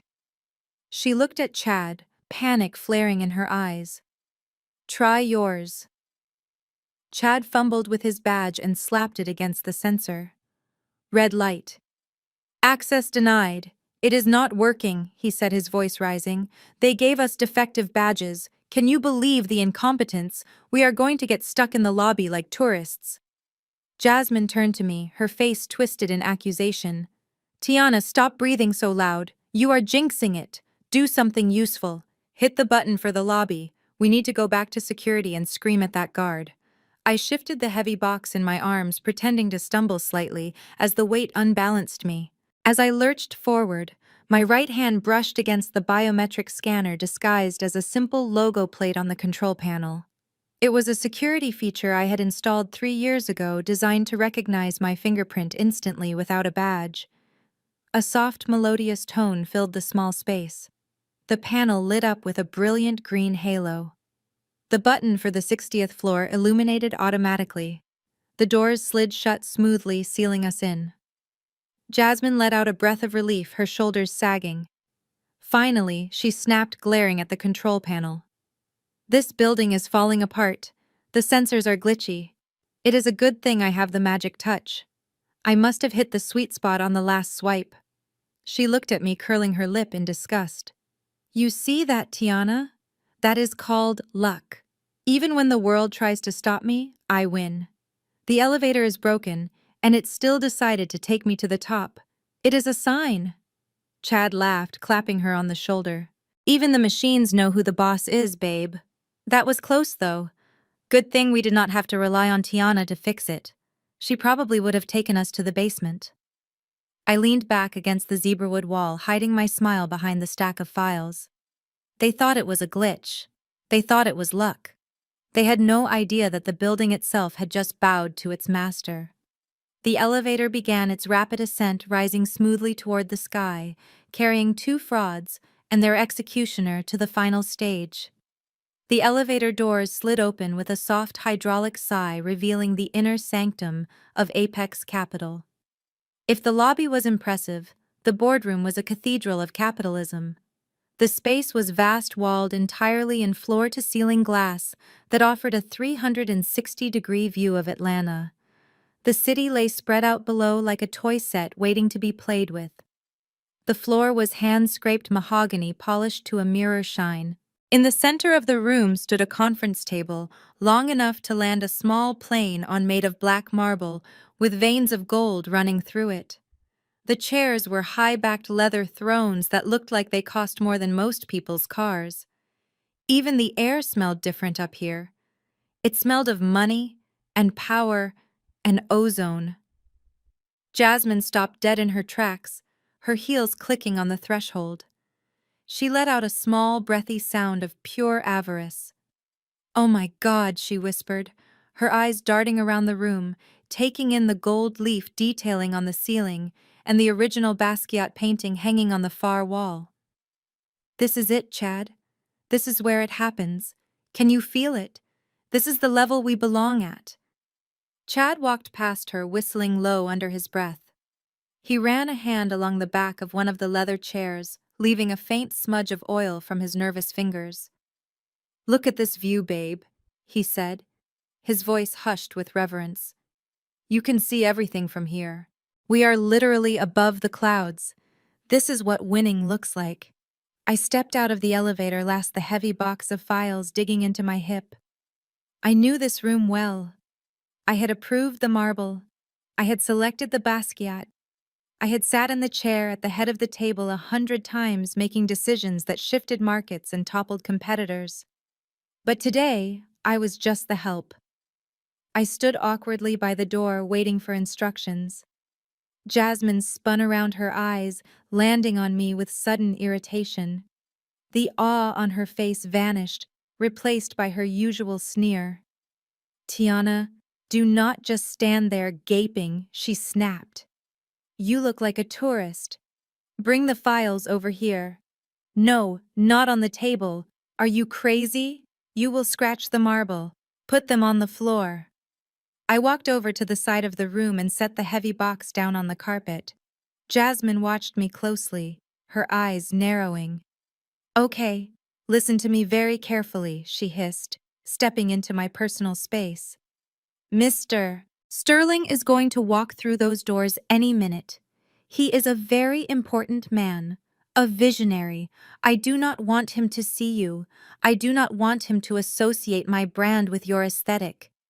You look tired, Tiana. You look poor. And worst of all, you look like you do not belong here."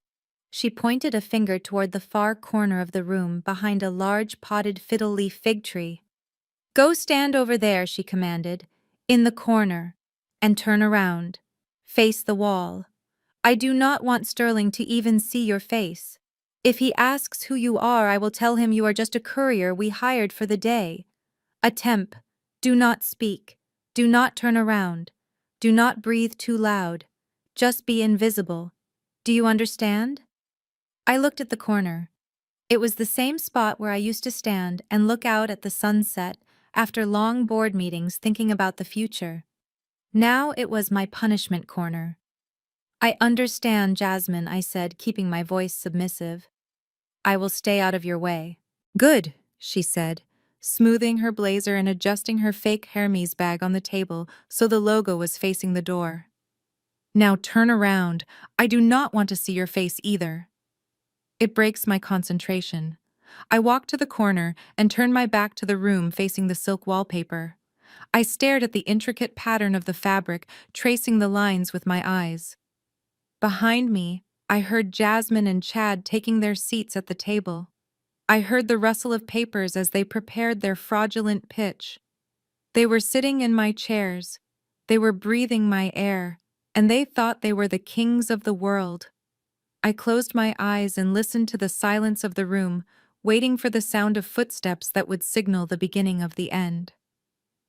The heavy oak doors swung open with a solemn creak that made Chad jump in his seat like a guilty schoolboy. Two junior associates walked in first, placing laptops and notepads on the marble table with military precision. They did not look at Jasmine. They did not look at Chad. They stood at attention like guards awaiting their king. Then Arthur Sterling entered. He was a man who wore power like a second skin. His suit was bespoke charcoal gray and cost more than Jasmine's entire company valuation. He did not walk. He glided. His expression was unreadable, a mask of corporate indifference that had terrified board members for 2 decades. Jasmine scrambled to her feet, her chair scraping loudly against the floor. She smoothed her blazer frantically and pasted a blinding, desperate smile on her face. She extended her hand, leaning over the table. "Mr. Sterling," she gushed, her voice pitching up an octave. "It is such an honor. I am Jasmine Washington, CEO of Logistics Solutions. Thank you so much for taking the time to meet with us today. We are so excited to present our vision." Sterling did not take her hand. He did not even look at her. He walked right past her outstretched arm as if she were a ghost. He stopped at the head of the table, but he did not sit down. Instead, he turned his gaze slowly, deliberately toward the far corner of the room, toward the fiddle-leaf fig tree, toward me. I could feel his eyes on my back. I kept my face turned to the wall, staring at the intricate pattern of the silk wallpaper, but my heart hammered against my ribs. I knew exactly what he was doing. He was waiting. He was waiting for a signal. He was waiting for permission to speak to the woman who signed his paychecks. He was the director of Apex Capital, but in this room, he knew who held the real power. The silence in the room stretched thin and tight. Jasmine looked from Sterling to me and back again, panic rising in her eyes. She clearly thought Sterling was offended by my presence. She thought my cheap clothes and my back turned to the room were an insult to his dignity. She let out a nervous, high-pitched laugh. "Oh, please excuse the girl in the corner," she said, waving her hand dismissively at my back. "That is just Tiana. She is a temp we hired to carry the heavy boxes. She is a little bit simple, if you know what I mean."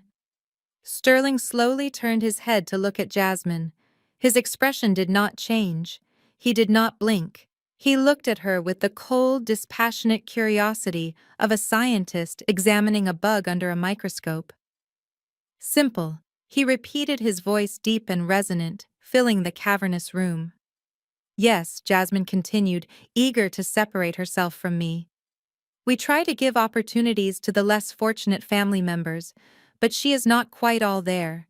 She is very slow, so we just tell her to face the wall so she does not get confused by the grown-up talk.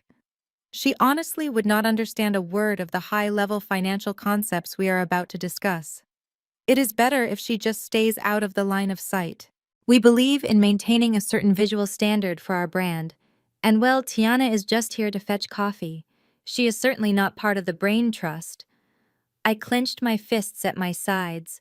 Simple, slow, not part of the brain trust. She was digging her grave, with every word piling the dirt higher and higher. She was insulting the only person in the room who could save her. Sterling looked back at me one last time. I gave a microscopic nod, almost invisible to anyone else. He cleared his throat and finally sat down at the head of the table. "Very well," he said, his voice flat. "Let us see this vision of yours." I stood facing the wall, but I could hear the disaster unfolding with crystal clarity. It started with the click of a remote and the hum of a projector. Jasmine cleared her throat, her voice pitching high with nerves. "As you can see, Mr. Sterling," she began, "Logistics Solutions is poised for a quantum leap. Our trajectory is vertical. We are projecting a 400% increase in revenue by the second quarter based on our proprietary routing algorithm and brand synergy." Sterling did not wait for her to finish. "Proprietary algorithm." He interrupted, his voice slicing through her presentation like a scalpel. "Interesting choice of words, Ms. Washington. Because according to the preliminary due diligence report my team compiled this morning, you outsource all your routing to a third-party vendor in Ohio, a vendor that recently sued you for non-payment. How exactly does an unpaid vendor constitute a proprietary algorithm?" The silence in the room was thick enough to choke on. I heard Jasmine shuffle her feet. "Well," she stammered, "it is a hybrid model. We leverage their infrastructure, but the vision is ours. The intellectual property is in the brand identity." Sterling let out a dry, humorless laugh. "Brand identity does not move shipping containers, Ms. Washington. Let us look at page 4 of your handout. You list your EBITDA at positive $2 million.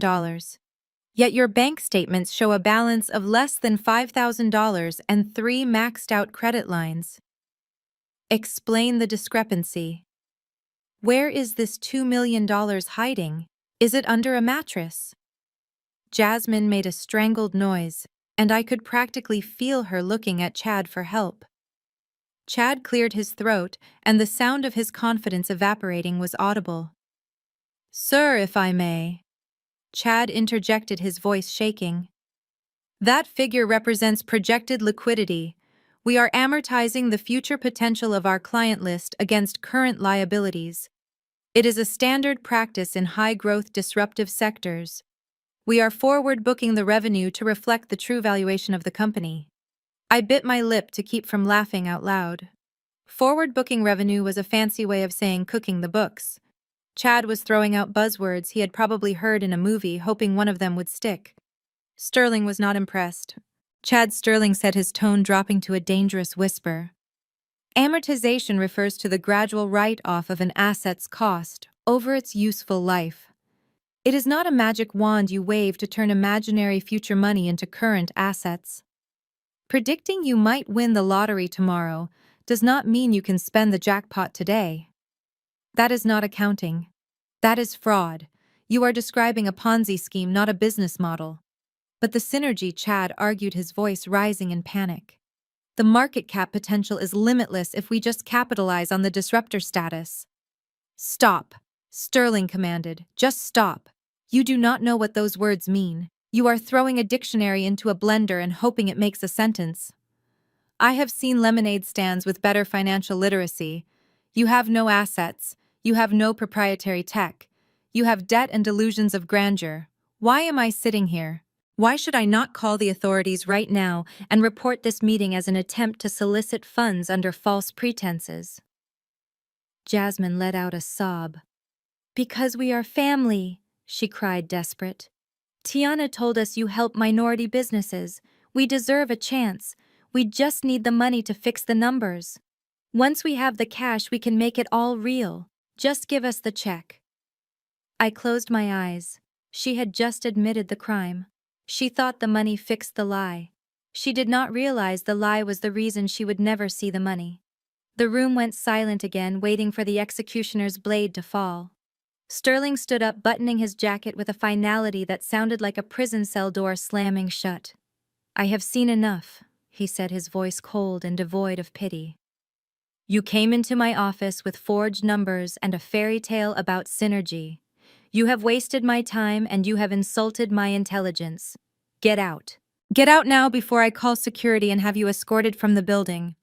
Jasmine scrambled to grab her papers, her hands shaking so badly she dropped the glossy brochure she had spent $3,000 printing. Please, Mr. Sterling, she begged, tears streaming down her face, ruining her perfect makeup. Just give us a chance to explain. The numbers are just projections. We can fix them. We can make it work. I turned around. I did not ask for permission. I simply pivoted on my heel and faced the room. Actually, Mr. Sterling, I said, my voice cutting through Jasmine's sobbing like a knife. You should look at page 5 again. The gross margin listed there is completely fabricated. The room went dead silent. Jasmine froze, her mouth hanging open. Chad looked up from his laptop, his eyes bulging. Tiana, Jasmine shrieked, her voice cracking with hysteria. Turn around, turn back around right now. Who gave you permission to speak? You are the help. You are nobody. Shut your mouth before you ruin everything. I ignored her.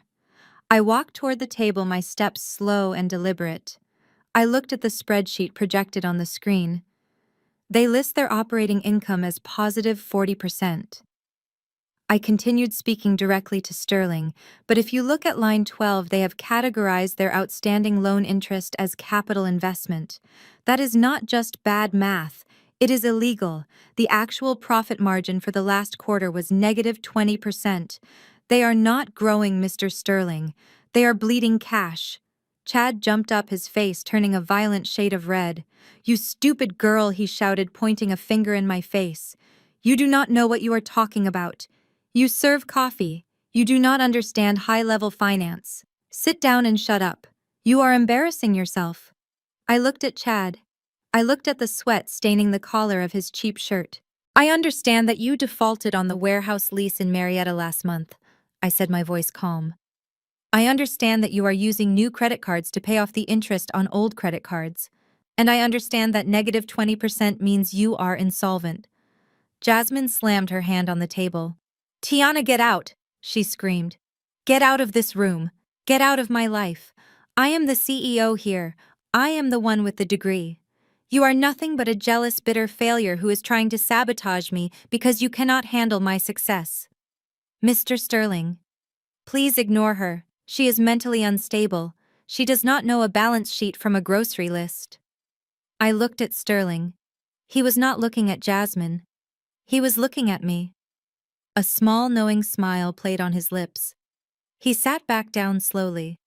Interesting, he said. For a temp, she seems to know a lot about your internal finances, Ms. Washington. Perhaps we should hear what else she has to say. Jasmine stood frozen, her mouth opening and closing like a fish pulled from water. The air in the room was so still you could hear the hum of the hard drives and the laptops on the table. She looked at Sterling, searching his face for a hint of a joke, a sign that this was some cruel corporate hazing ritual. But Sterling remained standing beside me, his posture deferential, his eyes fixed on the floor as if waiting for my next command. The silence stretched on thick and suffocating. Chad was the first to move. He slowly lowered his hands from his face, his eyes darting around the room as if looking for an exit sign or a hidden camera crew. He looked at me, really looked at me for the first time in years. He didn't see the sister-in-law he mocked. He saw the way Sterling, a man worth millions, was treating me like royalty. He saw the way I sat in the head chair, comfortable, commanding, owning the space without saying a word. This is a joke, Jasmine whispered, her voice trembling. It has to be. You paid him. That's it. You used the last of your savings to bribe him to embarrass me. She let out a hysterical, jagged laugh. It's a prank! It's a sick, twisted prank! Tiana, get out of that chair! You are going to get us all arrested! Sterling did not move. He did not speak. He just waited. I leaned forward, resting my elbows on the black marble. Jasmine, I said softly, look at the name on the building. Look at the logo on the wall behind you. She turned slowly. On the wall, etched in gold, was the Apex Capital logo. But underneath it, in smaller, elegant lettering, was a line she had walked past a dozen times without reading, a subsidiary of Nexus Health. She turned back to me, her eyes wide with dawning horror. Nexus Health, she breathed. You said Nexus Health was buying the land. I did, I replied. And who did you think owned Nexus Health, Jasmine? Did you think it was a faceless board of directors? Did you think it was some old man in a suit? I tapped the table with my index finger. It's me. It has always been me. I founded Nexus Health 5 years ago in a garage while you were partying in Cancun on Dad's credit card. I built it while you were buying fake purses. I bought Apex Capital last year because I needed a place to park my profits. Chad made a strangled noise. But the car, he stammered. The clothes. You look poor. I look like I don't need to impress people like you, I said. Wealth screams, Chad.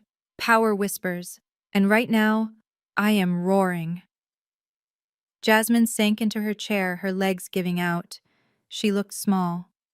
The bravado, the arrogance, the CEO persona, it all evaporated, leaving behind a scared little girl who realized she had just tried to con the wrong person. No, she moaned, putting her head in her hands. This can't be real. Mom said you were broke. Dad said you were a failure. They were wrong, I said. And you bet your entire future on their lie. I looked up at Sterling. Arthur, pull up the file. The real file, not the fairy tale they brought in here. Sterling nodded instantly. Yes, Madame Chairwoman. He tapped a few keys on his laptop, and the massive screen on the wall flickered to life. It wasn't their slide deck anymore. It was a dossier. It had Jasmine's face on it. It had bank statements. It had tax returns. And in big, bold red letters at the top it said, Fraud Investigation Level 1. The room was silent again, but this time it was the silence of a tomb. Jasmine stared at the screen, her face reflected in the glow of her own destruction. She didn't say a word. She couldn't. The truth was 40 feet high and it was staring right back at her. I watched the color drain from my sister's face until she looked like a wax figure melting under a heat lamp. It was the most satisfying sight of my life. For 32 years she had looked down on me. Now she was looking up. Literally. Because I was standing over her. I pushed off the wall I had been told to face like a naughty child. I walked past the fiddle leaf fig tree. I walked past the spot where Chad had sneered at me. My footsteps echoed on the mahogany floor. They were heavy, deliberate, the sound of judgment approaching. Sterling pulled out the chair at the head of the table. The chair Jasmine had been drooling over. The chair Chad was too afraid to sit in. "Thank you, Arthur," I said, my voice dropping the tremulous act I had maintained all afternoon. It was strong, clear, the voice of a woman who commanded thousands of employees across 3 continents. I sat down. The leather creaked softly. It felt like coming home. I reached up and pulled the pins from my hair, shaking it loose from the severe bun. I took off the cheap plastic glasses I wore for the disguise and tossed them onto the marble table. They slid across the surface and stopped right in front of Chad's trembling hands. "You can stop shaking, Chad," I said, leaning back and crossing my legs. "It is a little late for nerves. You should have been scared when you decided to forge my signature. You should have been terrified when you stole money from my accounts. But now you should just be resigned."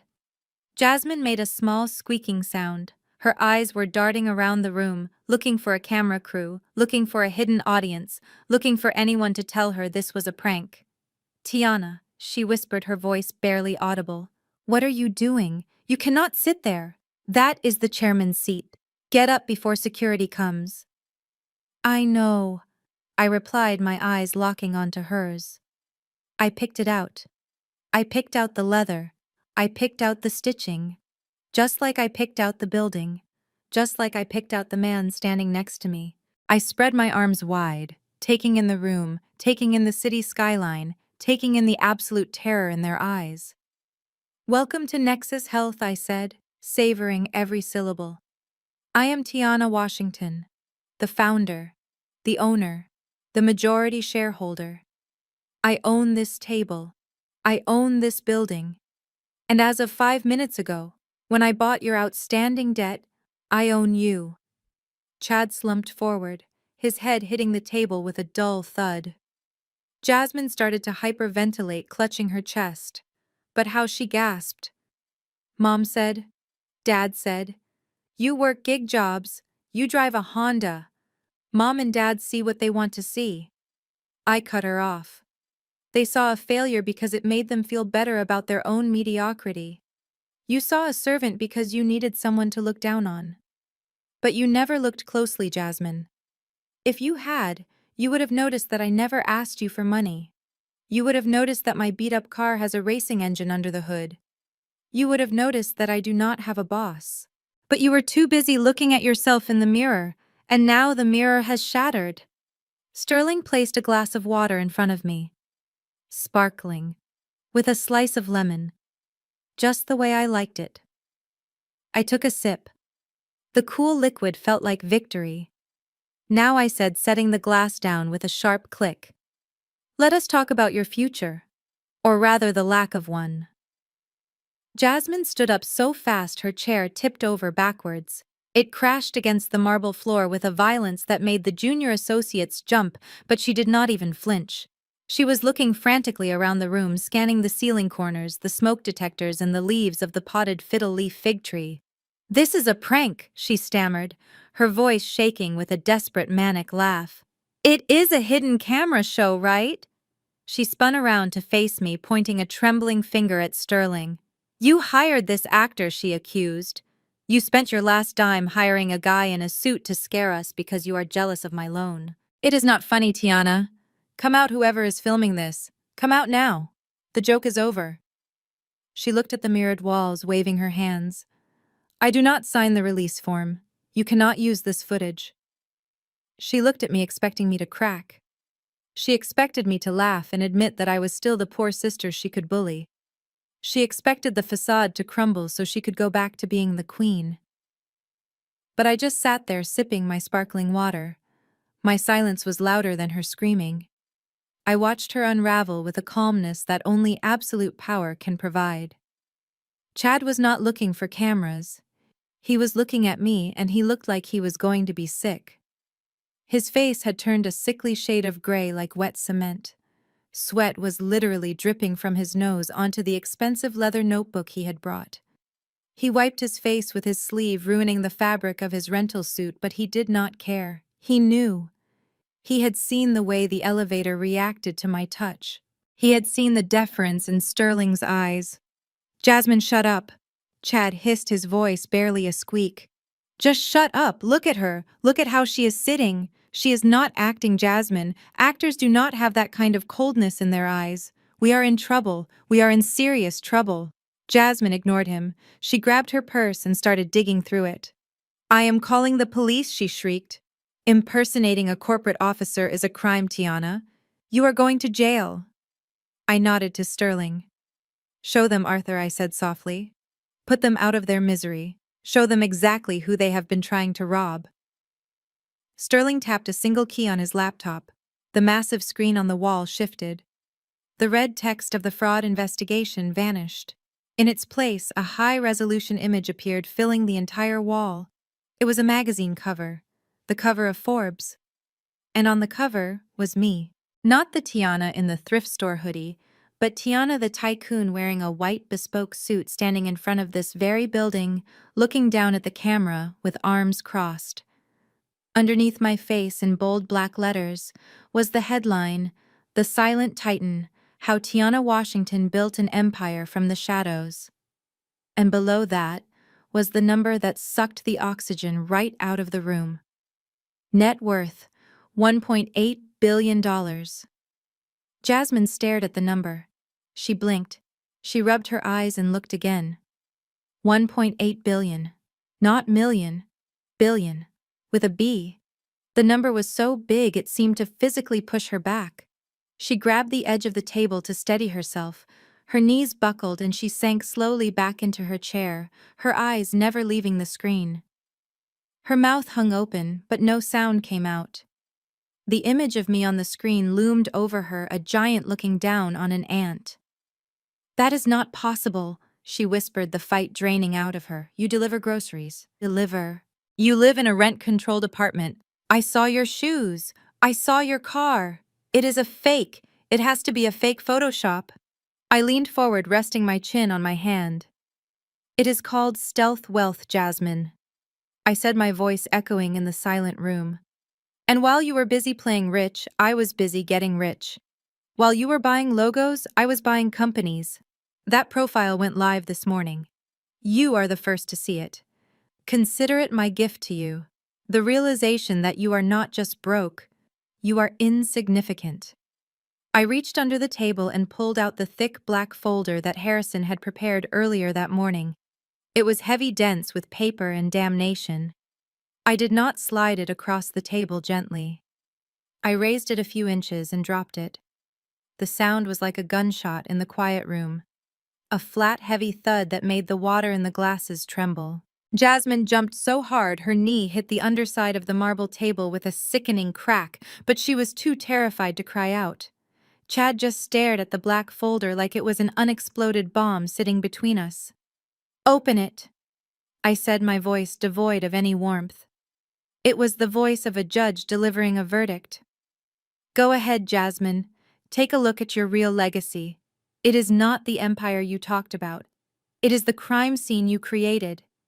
She reached out with a trembling hand, her manicured nails clicking against the hard cover. She flipped it open. The first page was a summary highlighted in yellow and red. I watched her eyes widen as she scanned the lines. "It is all there, Jasmine."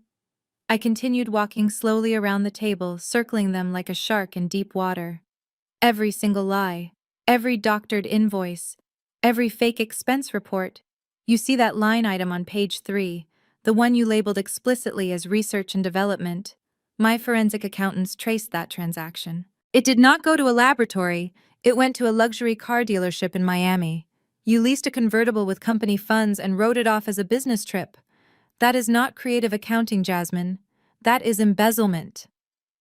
I stopped behind Chad's chair. He was rigid, holding his breath. And page 10 is my personal favorite, I said, leaning down so my voice was right in his ear. You claimed a tax deduction for a dedicated home office. But the address listed is a vacation rental in the Hamptons that you stayed in for a week with your friends. You have not paid federal income tax in 3 years. You have been filing returns with zeros while posting pictures of champagne towers on Instagram. Do you think the IRS does not have the internet? Do you think they missed your hashtag blessed posts while you were robbing the government? Jasmine flipped the pages faster, her breathing coming in short, sharp gasps. There were copies of emails where she told Chad to hide the losses. There were bank statements showing transfers to offshore accounts that didn't actually exist, just shell companies set up to hide debt. I have enough in that folder to put you away for 15 years. I said, my voice dropping to a dangerous whisper. This is federal fraud. This is banking fraud. This is wire fraud. And because you tried to defraud a financial institution that is federally insured, the penalties are double. I could pick up that phone right now and call the FBI. They would be here in 10 minutes. They would cuff you in front of the lobby staff. They would walk you out past the waterfall, past Marcus the guard, and shove you into the back of a squad car. And the best part is, I wouldn't even have to testify. The paper trail you left is so wide a blind man could follow it. Jasmine looked up at me, tears streaming down her face, ruining the blouse she had bought to impress me. Please, Tiana, she choked out. You cannot do that. We are family. You cannot send your own sister to prison. I looked at her cold and hard. You were ready to send your own sister to the poorhouse, Jasmine. You were ready to forge my signature and steal my land to cover up these crimes. You wanted to make me homeless so you could stay out of jail. So do not talk to me about family. You forfeited that right when you picked up that pen to practice my signature. You are not my sister right now. You are a liability. And at Nexus Health we liquidate liabilities. I turned my attention away from my sobbing sister and locked eyes with the man sweating through his cheap rental suit. Chad tried to shrink into the massive leather chair, hoping I had forgotten him. He was hoping that because he was just the accessory to Jasmine's crimes, I might let him slide. But I did not forget you, Chad, I said, walking slowly toward him. In fact, I think I saved the best for last. You see, Jasmine was stealing to save her ego. She was cooking the books to keep the lights on and pretend she was a success. But you, Chad, you were stealing for a much more traditional reason. Greed and lust. I nodded to Sterling again. Next slide, Arthur. Let us show the happy couple what real spending looks like. The screen on the wall flickered and changed. Gone were the tax returns and the boring bank statements. In their place appeared a series of high-definition photographs. They were not business charts. They were surveillance photos. Crisp, clear, undeniable. Jasmine looked up through her tears and froze. The first photo showed Chad sitting at an outdoor cafe in Buckhead. He was laughing, head thrown back, holding a glass of white wine. But he was not alone. Sitting across from him, holding his hand across the table, was a woman. She was young, blonde, very fit, and she was wearing a diamond bracelet that caught the sunlight. Who is that? Jasmine whispered, her voice trembling with a new kind of horror. Who is that woman with my husband? I walked over to the screen and pointed to the blonde woman. Meet Lexi, I said, my voice casual. She is 22 years old. She works as a bottle service waitress at that club you like to pretend you are too classy for. And she is very expensive. Chad has been extremely generous with her. Using your money, of course. I turned back to the table. You see, Jasmine, those withdrawals you thought were for rush shipping fees, the ones labeled expedited logistics in the ledger. They did not go to FedEx or UPS. They went to a luxury apartment complex. Lexus Apartment. I looked at Chad, who was now shaking his head violently, mouthing the word no over and over again like a broken toy. $200,000, Chad, I said, letting the number hang in the air like smoke. You embezzled $200,000 from your own wife's failing company. While Jasmine was panicking about payroll, while she was begging our parents for money, while she was trying to steal my inheritance to cover the debts you were siphoning off the last few drops of cash to play sugar daddy to a girl half your age. I tapped the screen again. A new photo appeared. It was a receipt for a car, a brand new red convertible, not a lease. A purchase, under the name Lexi Miller, paid for by a wire transfer from Logistics Solutions. You bought her a car, Jasmine screamed. The sound tore through the room. She stood up, knocking her chair over again. I am driving a leased sedan that is 3 months behind on payments, and you bought a waitress a convertible. You told me that money was for the warehouse insurance. You told me the rates went up. You swore to me we had to pay it, or we would lose the inventory. Chad held up his hands, his face pale and slick with sweat. Jasmine, baby, it is not what it looks like, he stammered. Tiana is lying. She doctored the photos. It is deep fake technology. You know how rich she is. She can afford to fake anything to break us up. She is jealous of our love. I laughed. It was a cold, dark sound. Deep fake technology. Chad, really? Is that your defense? I tossed another document onto the table. It landed right in front of Jasmine. It was a bank transfer record, signed by Chad, listing the recipient clearly as Lexi Miller. Deepfakes do not leave paper trails at the bank, I said.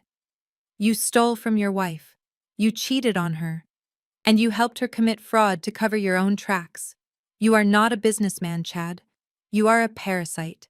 You have been feeding off Jasmine's insecurity and her desperate need to be a CEO.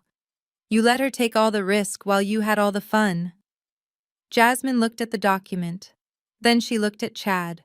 The rage in her eyes was terrifying. For the first time all day, she was not looking at me with hate. She was looking at him. You are dead, she whispered. You are absolutely dead to me. I sat back down in my chair and watched the fireworks. This was the true destruction of the Washington family image. Not by my hand, but by their own greed and lust. I had just turned on the lights and watched the roaches scatter. The silence of the boardroom was shattered not by words, but by a primal scream that sounded like it came from a wounded animal. Jasmine launched herself across the gap between them. Her manicured hands, usually so careful to hold a champagne glass, properly curled into claws. She raked her nails down Chad's face, leaving angry red welts that stood out against his pale, sweating skin. You thief! She shrieked, her voice shredding her throat. You miserable, lying parasite! I gave you everything! Chad yelped, stumbling backward and tripping over the legs of his chair. They both went down in a heap of expensive fabric and cheap, desperate rage. It was a chaotic, ugly scene. Jasmine was hitting him with her purse, swinging the heavy gold chain like a flail. The fake Hermes bag burst open, spilling lipstick and breath mints across the polished mahogany floor. Get off me, you crazy witch! Chad bellowed, shoving her backward hard enough that she slid across the marble tiles. He scrambled to his feet, his rental suit torn at the shoulder, his tie hanging loose like a noose.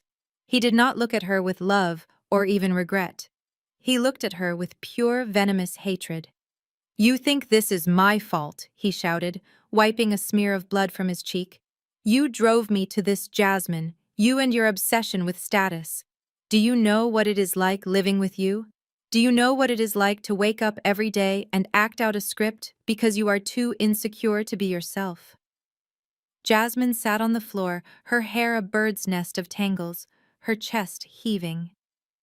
I was building a future, she sobbed. I was building a legacy for us. Legacy. Chad spat the word out like it tasted rotten. You were building a house of cards. You forced me into this. You were the one who told me to fudge the numbers on the tax returns. You were the one who said we needed to leverage the warehouse inventory that did not exist. I told you it was dangerous. I told you we would get caught. But you just wanted to buy more shoes. You just wanted to look good for Instagram. I took that money because I needed an escape. I needed 5 minutes with Lexi, where I didn't have to hear your voice talking about synergy and market caps. I sat perfectly still in the chairman's seat, my fingers curled coolly around the condensation on my glass. I took another sip of sparkling water. The bubbles danced on my tongue, a sharp contrast to the ugly brawl unfolding before me. I watched them tear each other apart, with the detachment of a scientist observing rats in a maze. This was the family that had sneered at my clothes. This was the couple that had mocked my single life. Now they were on the floor destroying what little dignity they had left, while I watched from the throne. "You are a coward," Jasmine screamed, trying to stand up but slipping on her own spilled lip gloss. "You are a weak, spineless little man. I made you who you are." "And look where that got me," Chad countered, backing away toward the door, his eyes wild. "I am facing federal prison because of you. I should have left you years ago. I should have taken that money and run to Mexico with Lexi. At least she likes me for me, not for the title on my business card." Sterling stood by the wall, his face impassive, but I could see a flicker of disgust in his eyes.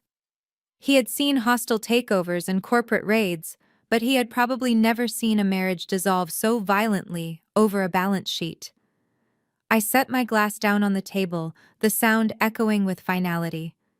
It was time to end the show. They had destroyed each other thoroughly enough. Now it was time for me to sweep up the pieces. I reached for the sleek tablet sitting on the marble table. It was time to bring the architects of this disaster into the room to witness the collapse of their creation. I tapped the video call icon for Verna. It rang twice before connecting. The image filled the screen. They were sitting in their living room, the same room where they had mocked my gift and demanded my land. Verna was holding a crystal flute of champagne, and Otis was smoking a cigar. They looked smug. They looked like they were already celebrating the millions they thought Jasmine was about to steal. "Did she get the check?" Verna asked, her voice shrill with excitement. "Is the deal done, Tiana? Put your sister on. We want to congratulate the new tycoon." I did not say a word. I simply tapped the button to flip the camera view. I held the tablet up, slowly panning across the wreckage of the boardroom.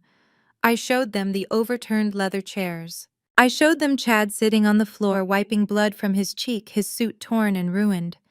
And finally, I showed them Jasmine. She was curled into a ball near the window, sobbing into her hands, her perfect white pantsuit stained with dirt and tears. Verna dropped her champagne glass. I heard it shatter on the floor, even through the tiny speakers. "Oh my God," she screamed. "Jasmine, what happened?" "Tiana, what did you do to them? Did you attack them? I am calling the police." "Otis, get the gun. Tiana has gone crazy." I turned the camera back to face me. I was calm. I was composed. I looked every inch the billionaire chairman they had never bothered to see. "Put the phone down, Verna," I said, my voice steady. "Nobody was attacked. Your daughter and her husband just had a disagreement about the $200,000 he stole from her to buy a car for his girlfriend." Otis choked on his cigar smoke. "Girlfriend?" he sputtered. "What are you talking about?" "But that is not why I called," I continued, ignoring his confusion. "I called to talk about real estate, specifically your real estate. You see, when I ran the background check on Jasmine's finances, I found something interesting.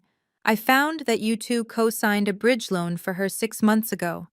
You put the family manor up as collateral, and because Jasmine has not made a payment in 4 months, that loan is in default." Verna moved closer to the screen, her face pale. "We can fix that," she stammered. "Once Jasmine gets the Apex funding, we will pay it off. It is just a temporary cash flow issue." "There is no Apex funding," I said coldly. "And there is no more time. The bank was preparing to foreclose on your house next week. They were going to auction it off to the highest bidder. But I saved them the trouble. I bought the note this morning." Otis stared at me, his eyes bulging. "You bought the note? What does that mean?" "It means I own the mortgage, Dad," I said, leaning back in my chair. "It means I own the debt. And since you are 4 months behind and clearly insolvent, I am exercising my right to accelerate the loan. You owe me the full balance immediately. Or you leave. You cannot do that, Verna shrieked. That is our home. We have lived there for 30 years. You cannot kick your own parents out on the street. I can and I will, I replied. You threw my gift in the trash, Verna. You told me you did not want a key to my world. Well, now you do not have a key to yours either. You have 30 days to vacate the premises. I suggest you start packing. I hear the rental market is very expensive this time of year. Maybe you can find a nice swamp to live in. I hear you are fond of them. I watched the realization hit them. The house was their pride, their status symbol, and now it belonged to the daughter they had called a failure. I did not wait for them to beg. I did not wait for the fake apologies. I tapped the red button and ended the call, leaving them in silence to contemplate their new reality as homeless socialites. The silence that followed my announcement was broken by a sound so pathetic it was hard to believe it came from a woman who claimed to be a CEO. Jasmine scrambled across the cold marble floor on her hands and knees, ignoring the dignity she had preached about all afternoon. Her mascara was running down her face in black rivulets, making her look like a raccoon that had been caught in a storm. She reached out and wrapped her arms around my legs, burying her face in the fabric of my trousers. Please, Tiana, she wailed, her voice muffled and wet. You cannot do this. You cannot take the house. You cannot put me in jail. I am your little sister. We used to play dolls together. You used to protect me. Please do not ruin me. On the marble table, the tablet buzzed violently. I glanced at the screen. Verna was calling back. I accepted the call and propped the device up against a crystal water pitcher so they could witness the humiliation. Verna's face was swollen and red. Tiana, baby, listen to me. She sobbed, her voice cracking. We made mistakes. We were hard on you, but it was only because we wanted you to be tough. It was tough love, Tiana. I carried you in my womb for 9 months. I gave you life. You cannot destroy your own flesh and blood over money. We are a family. Families forgive. Families support each other. Think about your father. His heart is weak. This could kill him. I looked down at Jasmine clinging to my leg like a drowning sailor. I looked at my mother on the screen, weeping crocodile tears. It was a symphony of manipulation. They were not sorry for what they did. They were sorry they had lost. They were sorry the bank account was closed. I reached down and gripped Jasmine's shoulder. I did not do it gently. I pried her fingers off my leg one by one. She tried to hold on, digging her nails in, but I was stronger. I shoved her backward with a sharp, decisive motion. She toppled over onto her side, gasping for air, looking up at me with betrayal in her eyes. Do not touch me, I said, my voice low and dangerous, vibrating through the quiet room. Do not dare speak to me about sisterhood. Do not speak to me about protecting each other. I took a step toward her, looming over her shrinking form. Where was this sisterly bond 3 hours ago, Jasmine? Where was the love when you made me get on my knees in front of your staff? Where was the respect when you forced me to wipe the caramel off your husband's shoes with my bare hands? I remember looking at you. I remember begging you with my eyes to stop. And do you remember what you did?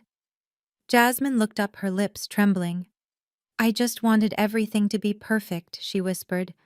I was stressed. I didn't mean it. You meant every second of it, I snapped.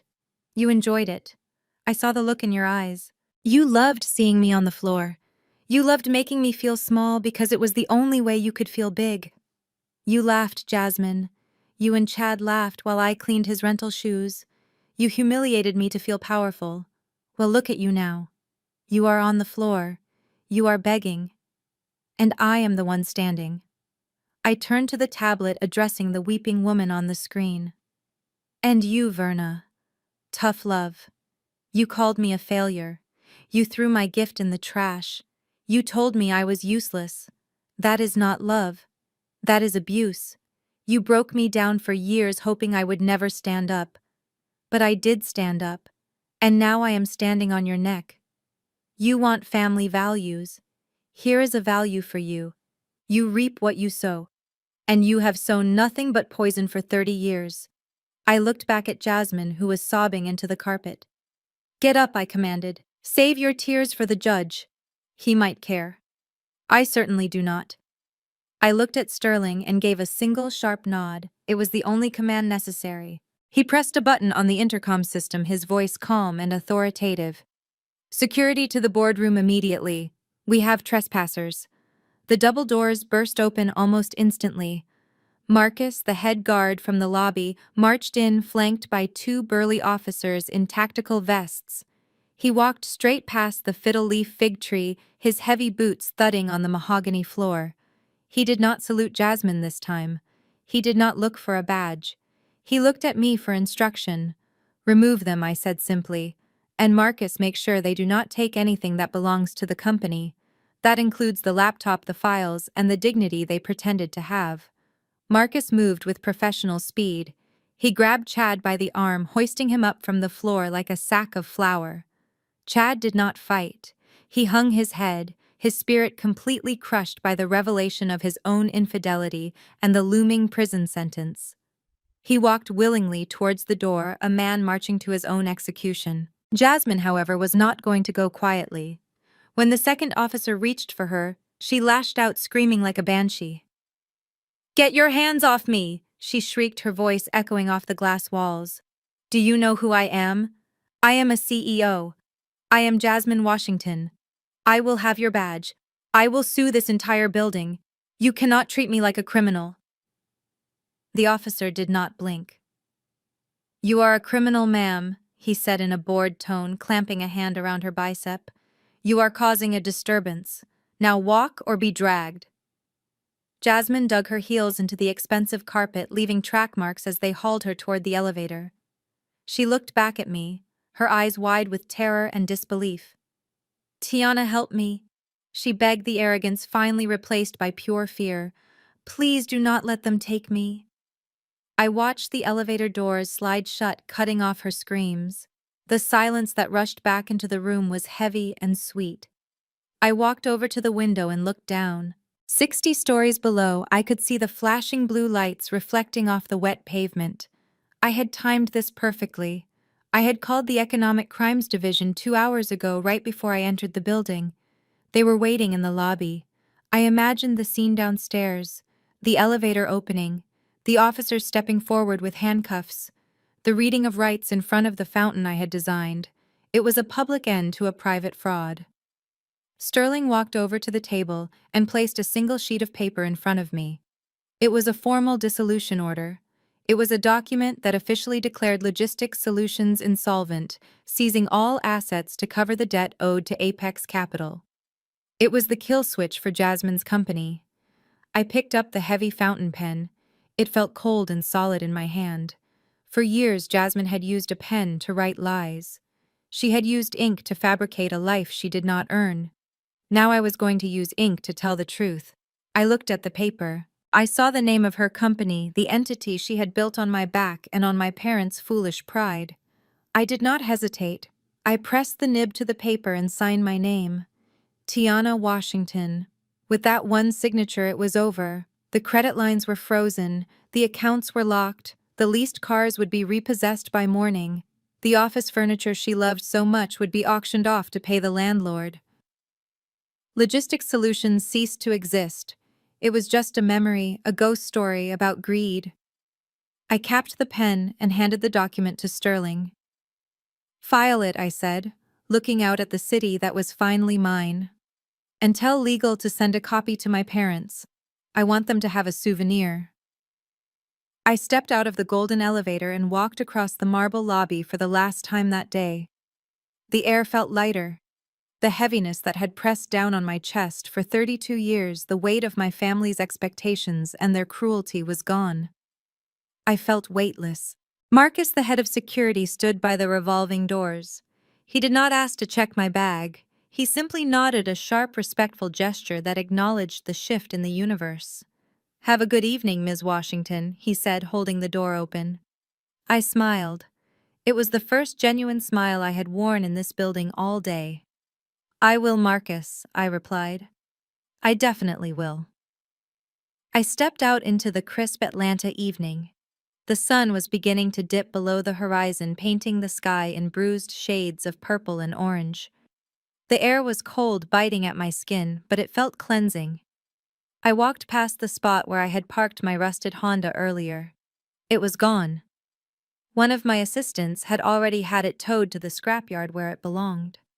In its place, waiting at the curb with the engine purring like a resting jungle cat, was my real car. A midnight blue McLaren P1. It was sleek, dangerous, and worth more than the entire neighborhood I grew up in. The valet held the door open, his eyes wide with admiration. I slid into the driver's seat. The leather hugged me. The dashboard lit up a cockpit of technology and power. I gripped the steering wheel, feeling the vibration of the engine travel up my arms. It felt like a heartbeat. I shifted into gear and eased the car into traffic. The heads of pedestrians turned as I passed. They were looking at the car, wondering who was inside. They saw a symbol of wealth. They did not know they were looking at a survivor. As I turned the corner onto the main avenue, I saw them. It was a pathetic sight. A quarter-mile from the Apex building, there was a concrete bus shelter. Huddled together on the plastic bench were Verna and Otis. They looked small. Verna was shivering her fur coat, looking out of place against the graffiti-covered glass. Otis was staring at his phone, probably trying to call a private driver who would no longer accept his credit. Their luxury SUV had been repossessed 20 minutes ago, part of the immediate asset seizure I had authorized. They were stranded in the cold, waiting for a public bus they had never deigned to ride in their lives. I slowed the car down. The McLaren purred as I pulled up right alongside the curb. Verna looked up. Her eyes went wide when she saw the machine. For a second, she just looked at the car, her face twisted with the old, familiar greed. She admired the lines, the paint, the money. Then I pressed the button, and the tinted window slid down silently. Verna gasped. She took a step forward, her hand reaching out automatically. "Tiana." She breathed, her voice cracking with a mixture of shock and desperate hope. "Baby, is that you? Did you come to save us? We knew you wouldn't leave us here. We knew you were a good girl." Otis looked up, hope lighting his tired eyes. "Tiana," he crooned. "Let us in. It is freezing out here." I looked at them. I looked at the woman who told me I was trash. I looked at the man who tried to steal my grandfather's land. I looked at them and I felt absolutely nothing. No anger, no sadness, no pity, just a vast empty silence. I did not say a word. I did not unlock the doors. Slowly, deliberately, I reached into the center console. I pulled out a pair of black oversized sunglasses. I slid them onto my face, covering my eyes, hiding my soul from the people who had tried to devour it. I pressed the button. The window slid back up, sealing me inside my sanctuary. Verna screamed my name, banging her fist against the glass, but I could not hear her. I did not want to hear her. I shifted the car into sport mode. The engine roared, a sound of pure, unadulterated power. I slammed my foot on the gas. The car launched forward, pinning me back against the seat. I watched them in the rearview mirror, shrinking smaller and smaller until they were just two insignificant specks in the distance. Then I turned the corner, and they were gone. I drove toward the sunset, toward the horizon, toward a future that belonged only to me. I was alone. I was powerful. And for the first time in my life, I was free. This story teaches us a powerful lesson. True success does not need to be loud. While Jasmine focused on the appearance of wealth and looked down on others, Tiana built a real empire in silence. It reminds us that arrogance and greed are a fragile foundation that will eventually crumble. Never underestimate someone just because they do not flaunt their status, and never mistake kindness for weakness. Integrity always outlasts a facade. In the end, the best revenge isn't shouting, it is simply living a life so successful that your enemies can no longer reach you. If you enjoyed seeing Tiana claim her throne, hit that like button and subscribe for more satisfying stories of justice served.